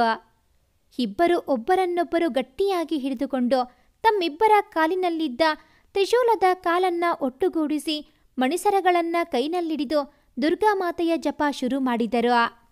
ಎಷ್ಟರ ಮಟ್ಟಿಗೆ ಅಂದರೆ ನಳಂಬಿ ಗಾಳಿಯಲ್ಲಿ ಹಾರಿಕೊಂಡು ಹೋಗಿ ವಿಕೃತನ ಬಳಿ ಬೀಳುವಷ್ಟು. ಹೇಳಿ ನಳಂಬಿ, ಈವಾಗಲೂ ನಿನ್ನಿಂದ ಏನೂ ಮಾಡಲು ಸಾಧ್ಯವಾಗಲಿಲ್ಲವೇ? ಕ್ಷಮಿಸು ಬಿಡು ವಿಕೃತ, ನನ್ನಿಂದ ಆಗಲಿಲ್ಲವೆಂದು ನಳಂಬಿ ಅಲ್ಲಿಂದ ಮಾಯವಾಯಿತು. ವಿಷಾಸುರ, ನಿನ್ನ ವಿಷದಿಂದಲಾದರೂ ಅವರನ್ನ ಇಲ್ಲಿಗೆ ಕರೆತರುತ್ತೀಯ ಎಂದುಕೊಂಡಿದ್ದೆ. ಆದರೆ ಅದು ಸಾಧ್ಯವಾಗಲಿಲ್ಲ. ಇನ್ನು ನಾನೇ ನೇರವಾಗಿ ಅವರಿಬ್ಬರ ಎದುರು ನಿಲ್ಲಬೇಕು. ಜಾನಕಿ, ಇಲ್ಲಿ ನೋಡೆಂದು ಅಲ್ಲಿದ್ದ ಒಂದು ಕಲ್ಲಿನ ಮೂರ್ತಿಯ ಬಳಿ ನಡೆದ ರಘು. ಆದರೆ ಅನೇಕ ರೀತಿಯ ವಿವಿಧ ವಿಚಿತ್ರ ಕೆತ್ತನೆಗಳು ತುಂಬಿದ್ದವು. ಇದು ನಮ್ಮ ಶ್ರೀರಾಮ ವಿಗ್ರಹದ ಕೆತ್ತನೆ. ಹಾಗೂ ಇಲ್ಲಿ ನೋಡು, ಈ ಕಂಬದಲ್ಲಿ ಅಮ್ಮನವರ ವಿಗ್ರಹದ ಕೆತ್ತನೆ ಇದೆ. ರಘು, ಜಾನಕಿ, ಒಂದೊಂದು ಕಂಬದಲ್ಲಿ ಒಂದೊಂದು ಕೆತ್ತನೆ ಇದೆಯಲ್ಲ, ಇದೆಲ್ಲ ಹೇಗೆ ಇಲ್ಲಿ? ಅದೇ ನನಗೂ ಅರ್ಥವಾಗುತ್ತಿಲ್ಲ. ಜಾನು, ಈ ಕಂಬಗಳನ್ನ ದಿಟ್ಟಿಸಿದ್ದೀಯಾ? ನಾವು ಕಂಬಿ ಹಿಡಿದು ಬೆಟ್ಟ ಹತ್ತುತ್ತೀವಲ್ಲ, ಅದರ ವಿನ್ಯಾಸದಲ್ಲೇ ದೊಡ್ಡದಾಗಿದೆಯಲ್ಲವಾ? ಹೌದು ರಘು. ಜಾನಕಿ, ಈ ಕಲ್ಲಿನ ಕಂಬ ಛಿದ್ರಗೊಳಿಸಿದರೆ ಏನಾದರೂ ದಾರಿ ಸಿಗಬಹುದಾ? ನನಗೂ ಹಾಗೆ ಅನಿಸ್ತಿದೆ. ಜಾನು, ನಿನ್ನ ಕೊನೆಯ ಬಾರಿಯ ಮಂತ್ರ ಪಠಿಸು. ಒಂದು ಬಾರಿ ನೋಡೋಣ. ಇಲ್ಲೇನೂ ಇಲ್ಲವೆಂದರೆ ವ್ಯರ್ಥವಲ್ಲವೇ ರಘು? ಯೋಚಿಸಿದ ರಘು ತನ್ನ ಶರ್ಟ್ ತೆಗೆದು ತನ್ನ ಬಲಿಷ್ಠ ತೋಳಿನಿಂದ ಒಂದು ಗುದ್ದಿ ನೋಡಿದ. ಜಾನಕಿಗೆ ನಗು ಹುಕ್ಕಿತು. ಯಾಕೆ ಜಾನು? ಅಲ್ಲ ರಘು, ನಿನ್ನ ತೋಳಿನಿಂದ ಈ ಕಂಬ ಗುದ್ದಲು ಸಾಧ್ಯವಾ? ಜಾನು, ಸುಮ್ಮನೆ ನೋಡಿದ್ದಮ್ಮ ಅಂತೇಳಿ ಕೆಳಗೆ ಕುಳಿತವನು ತ್ರಿಶೂಲದ ಕಾಲು ಅದಕ್ಕೆ ಆನಿಸಿ ಜೋರಾಗಿ ತಳ್ಳಿದ. ಅವನು ತಳ್ಳಿದ ರಭಸಕ್ಕೆ ಅದರಲ್ಲಿ ಬಂದದ್ದು ಒಡವೆಯಲ್ಲ, ಬದಲಾಗಿ ವಿಕೃತ. ಹಿಂದಿನ ಜನ್ಮದಲ್ಲೂ ಈ ಜನ್ಮದಲ್ಲೂ ಅವನ ರೂಪ ಒಂದಿಷ್ಟು ಬದಲಾಗಿರಲಿಲ್ಲ. ಜಾನಕಿ ಹೆದರಿ ನಿಂತಳು. ಮೇಲಿದ್ದ ರಘು ವಿಕೃತ ಕರ್ಕಶ ಧ್ವನಿಯಲ್ಲಿ ಜೋರಾಗಿ ನಗುವುದನ್ನ ಕಂಡು ಜಾನಕಿಯನ್ನ ತನ್ನ ಬೆನ್ನಿಂದೆ ನಿಲ್ಲಿಸಿಕೊಂಡು, ಹೆದರಬೇಡ ಜಾನಕಿ, ನಾನಿರುವೆ ಎಂದು ಕಣ್ಣಲ್ಲೇ ಸನ್ನಿ ಮಾಡಿದ. ಅವನು ಅವಳ ಕೈ ಹಿಡಿದಾಗಿನಿಂದ ಪ್ರತಿ ಸಮಯದಲ್ಲೂ ಹೆದರಬೇಡ ಜಾನು ಎನ್ನುವುದು ಆಕೆಗೆ ಎಲ್ಲಿಲ್ಲದ ಆತ್ಮಸ್ಥೈರ್ಯ ನೀಡುತ್ತಿತ್ತು. ಓಹೋ, ಅಂತೂ ಗುರುತಿಸೇ ಬಿಟ್ಟಿರಲ್ಲ. ನನಗೆ ಬೇಕಾದ ಇಬ್ಬರು ಇಲ್ಲೇ ದೊರಕಿಬಿಟ್ಟಿರಿ. ಇಂದು ಈ ರಘುನ ಅಂತ್ಯ. ಜಾನಕಿ ಜೊತೆಗೆ ಒಡವೆಗಳು ನನ್ನದಾಗುವುದು. ರಘುನ ಮೈನಲ್ಲಿನ ರಕ್ತ ಕುದಿಯತೊಡಗಿತು. ಮುಷ್ಟಿ ಮಾಡಿ ಒಂದು ಹೊಡೆದ. ಜಾನಕಿಗೆ ಅದೇನನ್ನಿಸಿತು. ಒಂದೇ ಸಮ ಉಳಿದ ಒಂದು ಚಾನ್ಸ್ ಇದ್ದ ಮಂತ್ರ ಪಠನೆ ಶುರು ಮಾಡಿಬಿಟ್ಟಳು ಭಯಕ್ಕೆ. ಇಬ್ಬರ ನಡುವೆ ಭೀಕರ ಯುದ್ಧ ಆರಂಭವಾಯಿತು. ತಾಯಿ ದುರ್ಗಾಮಾತೆಯ ಅಷ್ಟೂ ಶಕ್ತಿ ರಘುನ ಮೈ ಹೊಕ್ಕಿಬಿಟ್ಟಿತು. ಅವನೇ ಒಂದು ಕಪಟ ಕಂಬ ಸೃಷ್ಟಿಸಿ ಅದರೊಳಗೆ ಅವಿತುಕೊಂಡಿದ್ದ ವಿಕೃತ. ಅದನ್ನೇ ರಘು ಉರುಳಿಸಿದ್ದ. ಅವನ ತಲೆ 2 ಭಾಗವಾಗಿ ಇನ್ನೇನು ಸೀಳಬೇಕು ಅನ್ನುವಷ್ಟರಲ್ಲಿ ಮಾಯವಾಗಿದ್ದ ವಿಕೃತ. ರಘು, ಇದೇನಾಗಿ ಹೋಯ್ತು? ಎಲ್ಲೋದ ಈ ದುಷ್ಟ ವಿಕೃತ? ಜಾನಕಿ, ಅವನ ಸಾವು ಆಗುವುದು ತಾಯಿ ದುರ್ಗಾಮಾತೆಯ ಸನ್ನಿಧಿಯಲ್ಲೇ. ಹೆಣ್ಣಿನ ಮೇಲೆ ಕೆಟ್ಟ ಕಣ್ಣು ಬಿಟ್ಟವರಿಗೆ ತಾಯಿಯ ಮುಂದೆಯೇ ಅವರು ನರಕದರ್ಶನ ಮಾಡುವುದು. ಬಾ ಎಂದು ಮತ್ತೊಂದು ಕಂಬವನ್ನ ತನ್ನ ಬಲಿಷ್ಠ ಕೈನಿಂದಲೇ ತಳ್ಳಿದ ರಘು. ಇವಾಗ ಅವನಿಗೆ ತಾಯಿ ಸಂಪೂರ್ಣ ಶಕ್ತಿ ನೀಡಿಬಿಟ್ಟಿದ್ದಳು. ರಘು, ಇದರೊಳಗೆ ನೀನು ಇಳಿವೆಯಾ, ನಾನು ಇಳಿಯಲ್ಲ? ಇಬ್ಬರೂ ಇಳಿಯುವ ಅವಶ್ಯಕತೆ ಇಲ್ಲ ಜಾನಕಿ ಅಂತೇಳಿ ಅಲ್ಲಿ ಕಲ್ಲಿನ ರೀತಿಯಲ್ಲಿ ಸುತ್ತಿದ್ದ ವಸ್ತ್ರವನ್ನ ಸರಿಸಿದ ರಘು. ಅರೆ, ಇದೇನಿದು ರಘು? ಆಶ್ಚರ್ಯದಿಂದ ಕೇಳಿದಳು ಜಾನಕಿ. ಇದು ಅಮ್ಮನವರ ಒಡವೆ ಜಾನಕಿ. ನಿಜವಾಗ್ಲೂನ ರಘು? ಹಾ ಜಾನಕಿ ಅಂತೇಳಿ ಅದನ್ನ ಆಚೆ ತೆಗೆದು ಒಂದೇ ಕೈನಲ್ಲೇ ಬಿಚ್ಚಿದ. ಅದೊಂದು ದೊಡ್ಡ ಪೆಟ್ಟಿಗೆ, ಸುಮಾರು 200 ಕ್ವಿಂಟಲ್ ತೂಕದಷ್ಟು ಅದರಲ್ಲಿ ಬಂಗಾರದ ಒಡವೆಗಳಿದ್ದವು. ರಘು, ಇಷ್ಟೊಂದು ಒಡವೆಯಾ? ಆಶ್ಚರ್ಯವಾಗಿ ಕೇಳಿದಳು. ಹಾ ಜಾನಕಿ, ಇದರ ಆಸೆಗೆ ಬಿದ್ದು ಆ ವಿಕೃತ ಇಷ್ಟೆಲ್ಲ ಮಾಡಿದ. ಹೌದು ರಘು, ಇದನ್ನ ಹೇಗೆ ಆಚೆ ತಗೊಂಡು ಹೋಗೋದು? ಜಾನಕಿ, ಸ್ವಲ್ಪ ಯೋಚಿಸಿ ನೋಡು. ಆವಾಗಿನ ಕಾಲದಲ್ಲೂ ಇದನ್ನು ಇಬ್ಬರೇ ತಂದಿದ್ದಾರೆ ಅಂದರೆ ಅದಕ್ಕೆ ಏನು ವ್ಯವಸ್ಥೆ ಖಂಡಿತ ಮಾಡಿರ್ತಾರೆ ಅಲ್ವಾ? ಹಾ ರಘು, ಇಲ್ಲೇನಾದ್ರೂ ಸಿಗುತ್ತಾ ನೋಡೋಣ. ಇಲ್ಲೇ ಇದೆ ಜಾನು, ಹಗ್ಗ ಮತ್ತೆ ಕಬ್ಬಿಣದ ಗಾಳಿಗಳಿವೆ ಇಲ್ಲಿ ನೋಡು, ಇದನ್ನ ತಳ್ಳಿಕೊಂಡು ಹೋಗಬಹುದು. ರಘು ಜಾನಕಿ ಇಬ್ಬರು 4 ದಿಕ್ಕಿಗೂ ಗಾಳಿಗಳನ್ನ ಜೋಡಿಸಲು ಪ್ರಯತ್ನಿಸಿದರೂ ಆ ಗಾಳಿಗಳನ್ನ ಜೋಡಿಸಲು ಸಾಧ್ಯವೇ ಆಗಲಿಲ್ಲ. ರೋಸಿ ಹೋದ ರಘುನಿಗೆ ಏನನ್ನಿಸಿತೋ ತಕ್ಷಣ ತನ್ನ 2 ಕೈನಲ್ಲಿ ಎತ್ತಿ ತಲೆಯ ಮೇಲಿಟ್ಟುಕೊಂಡು ಬಿಟ್ಟ. ಅವನನ್ನ ಬಿಟ್ಟ ಕಣ್ಣು ಬಿಟ್ಟಂತೆ ನೋಡಿಬಿಟ್ಟಳು ಜಾನಕಿ. ನೋಡುತ್ತಲೇ ರಘುನ ದೇಹ ಬೃಹದಾಕಾರವಾಯಿತು. ಜಾನು, ಶ್ರೀರಾಮನ ಭಕ್ತ ಭಗವಾನ್ ಆಂಜನೇಯನೇ ಅವನ ಶಕ್ತಿ ನನಗೆ ನೀಡಿದ್ದಾನೆ. ತಾಯಿ ಮಹಾತಾಯಿ ದುರ್ಗೆ ನಮ್ಮೊಡನೆ ಇದ್ದಾಳೆ. ಬಾ, ಇನ್ನು ಯಾವುದೇ ದುಷ್ಟಶಕ್ತಿ ನಮ್ಮನ್ನೇನೂ ಮಾಡಲಾಗದು. ಆಂಜನೇಯ ಬೆಟ್ಟ ಹೊತ್ತ ದೃಶ್ಯ ರಘು ಪೆಟ್ಟಿಗೆ ಹೊತ್ತಂತಿತ್ತು. ಆದರೆ ಹೋಗುವ ಮಾರ್ಗ ಬದಲಾಯಿತು. ರಘು, ಈ ದಾರಿಯಲ್ಲಿ ಅಲ್ಲ ಅಲ್ವಾ ನಾವು ಬಂದದ್ದು? ಹೌದು ಜಾನಕಿ, ಆದರೆ ತಾಯಿ ನನಗೆ ಸರಿಯಾದ ದಾರಿ ತೋರಿಸ್ತಿದ್ದಾಳೆ. ಬಾ. ಅವರು ಹೋಗಿ ತಲುಪಿದ್ದು ಕಂಬಿಗಳು ಹಿಡಿದು ಬೆಟ್ಟ ಹತ್ತುವ ಜಾಗವನ್ನ. ಅವರಿಗೆ ಆಶ್ಚರ್ಯ ಕಾದಿತ್ತು. ಅಲ್ಲಿ ಚಿಕ್ಕ ಚಿಕ್ಕ ಅಕ್ಷರದಲ್ಲಿ ಮತ್ತೇನೋ ಬರೆದಿದ್ದರು. ಆದರೆ ಆ ಬಂಡೆ ಹೊಡೆಯೋದು ಅಷ್ಟು ಸುಲಭವಲ್ಲ. ಜಾನಕಿ, ಒಂದು ಚಾನ್ಸ್ ಇದೆ ಅಲ್ವಾ ನಿನ್ನ ಮಂತ್ರಕ್ಕೆ? ಇವಾಗ ಹೇಳು. ಜಾನಕಿ ತಲೆಯಾಡಿಸಿ ಮಂತ್ರ ಶುರು ಮಾಡಿದಳು. ಆದರೆ ಬಂಡೆ ಸರಿಯಲೇ ಇಲ್ಲ. ಇದೇನಾಗಿ ಹೋಯ್ತು? ಯಾಕೆ ಬಂಡೆ ಸರಿತಾ ಇಲ್ಲ? ಆತಂಕ ಶುರುವಾಯಿತು ಅವಳಿಗೆ. ಆಗ ನೆನಪಾಯಿತು, ತಾನು ಗಾಬರಿಯಲ್ಲಿ ಮಂತ್ರ ಹೇಳಿಕೊಂಡದ್ದು. ಅದನ್ನ ಅವನಿಗೂ ಹೇಳಿಬಿಟ್ಟಳು. ಎಂಥ ಕೆಲಸ ಮಾಡಿದೆ ಜಾನು ಅಂತೇಳಿ ಅವನೇ ಮಂತ್ರ ಉಚ್ಚರಿಸಲು ಪ್ರಯತ್ನಿಸಿ ಸೋತ. ತುಂಬ ಸಮಯ ಅಲ್ಲಿಯೇ ವ್ಯರ್ಥವಾಗಿ ಹೋಗಿತ್ತು. ಇನ್ನು ಕೆಲವು ಗಂಟೆಗಳು ಅವರ ಪಾಲಿಗಿದ್ದವು. ತನ್ನ ಮನಸ್ಸನ್ನ ಕೇಂದ್ರೀಕರಿಸಿದವ ಜಾನಕಿ ಹೇಳಿದ ಅಷ್ಟು ಶ್ಲೋಕವನ್ನ ಪಟಪಟನೆ ಹೇಳಿಬಿಟ್ಟ. ಆದರೂ ಕೊನೆಯಲ್ಲಿ ಇನ್ನೇನು ತಪ್ಪಿತು ಅನ್ನುವಾಗ ಸರಿಯಾಗಿ ಹೇಳಿದ. 3 ಬಾರಿ ಪ್ರಯತ್ನಿಸಿದ ಮೇಲೆಯೇ ಅವನಿಗೆ ಸರಿಯಾಗಿ ಬರಲು ಸಾಧ್ಯವಾಯಿತು. ಒಡವೆ ತೆಗೆದುಕೊಂಡು ಆಚೆ ಬರ್ತಿದ್ದ ಹಾಗೆಯೇ ಪ್ರತ್ಯಕ್ಷವಾಗಿ ಬಿಟ್ಟ ವಿಕೃತ. ಗಹಗಹಿಸಿ ನಕ್ಕವನು, ನನಗೆ ತಿಳಿದಿತ್ತು ಈ ಒಡವೆ ಖಂಡಿತ ನೀವಿಬ್ಬರು ತರುತ್ತೀರೆಂದು. ಆದರೆ ಇದನ್ನ ದೇವಸ್ಥಾನಕ್ಕೆ ತಲುಪಲು ಈ ವಿಕೃತ ಬಿಟ್ಟಾನೆಯೇ? ತನ್ನ ಮಾಯಾಶಕ್ತಿ ಬಳಸಿ ಯುದ್ಧಕ್ಕೆ ನಿಂತ. ಜಾನಕಿ, ಪೆಟ್ಟಿಗೆ ಹುಷಾರು ಅಂತೇಳಿ ಅವಳ ಬಳಿ ಪೆಟ್ಟಿಗೆ ಇಳಿಸಿ ನಡೆದ ರಘುನ ದೇಹ ಮತ್ತು ಬೃಹದಾಕಾರವಾಯಿತು. ಈ ಬಾರಿ ಎಷ್ಟೇ ಸಲ ವಿಕೃತ ಮಾಯವಾದರೂ ಇವನ ಕಣ್ಣಿಗೆ ಸ್ಪಷ್ಟವಾಗಿ ಕಾಣುತ್ತಿದ್ದ. ಅವನೊಂದಿಗೆ ವಿಷಾಸುರ ಕೂಡ ಆಗಮಿಸಿದ್ದ. ಆ ವಿಷಾಸುರನ ಹಲ್ಲುಗಳನ್ನ ಕಿತ್ತು ಎಸೆದವನು ಇನ್ನು ಮುಂದೆ ನಿನ್ನಲ್ಲಿ ಯಾವ ವಿಷವೂ ಇರುವುದಿಲ್ಲ ಅಂತೇಳಿ ತಳ್ಳಿಬಿಟ್ಟ ರಘು.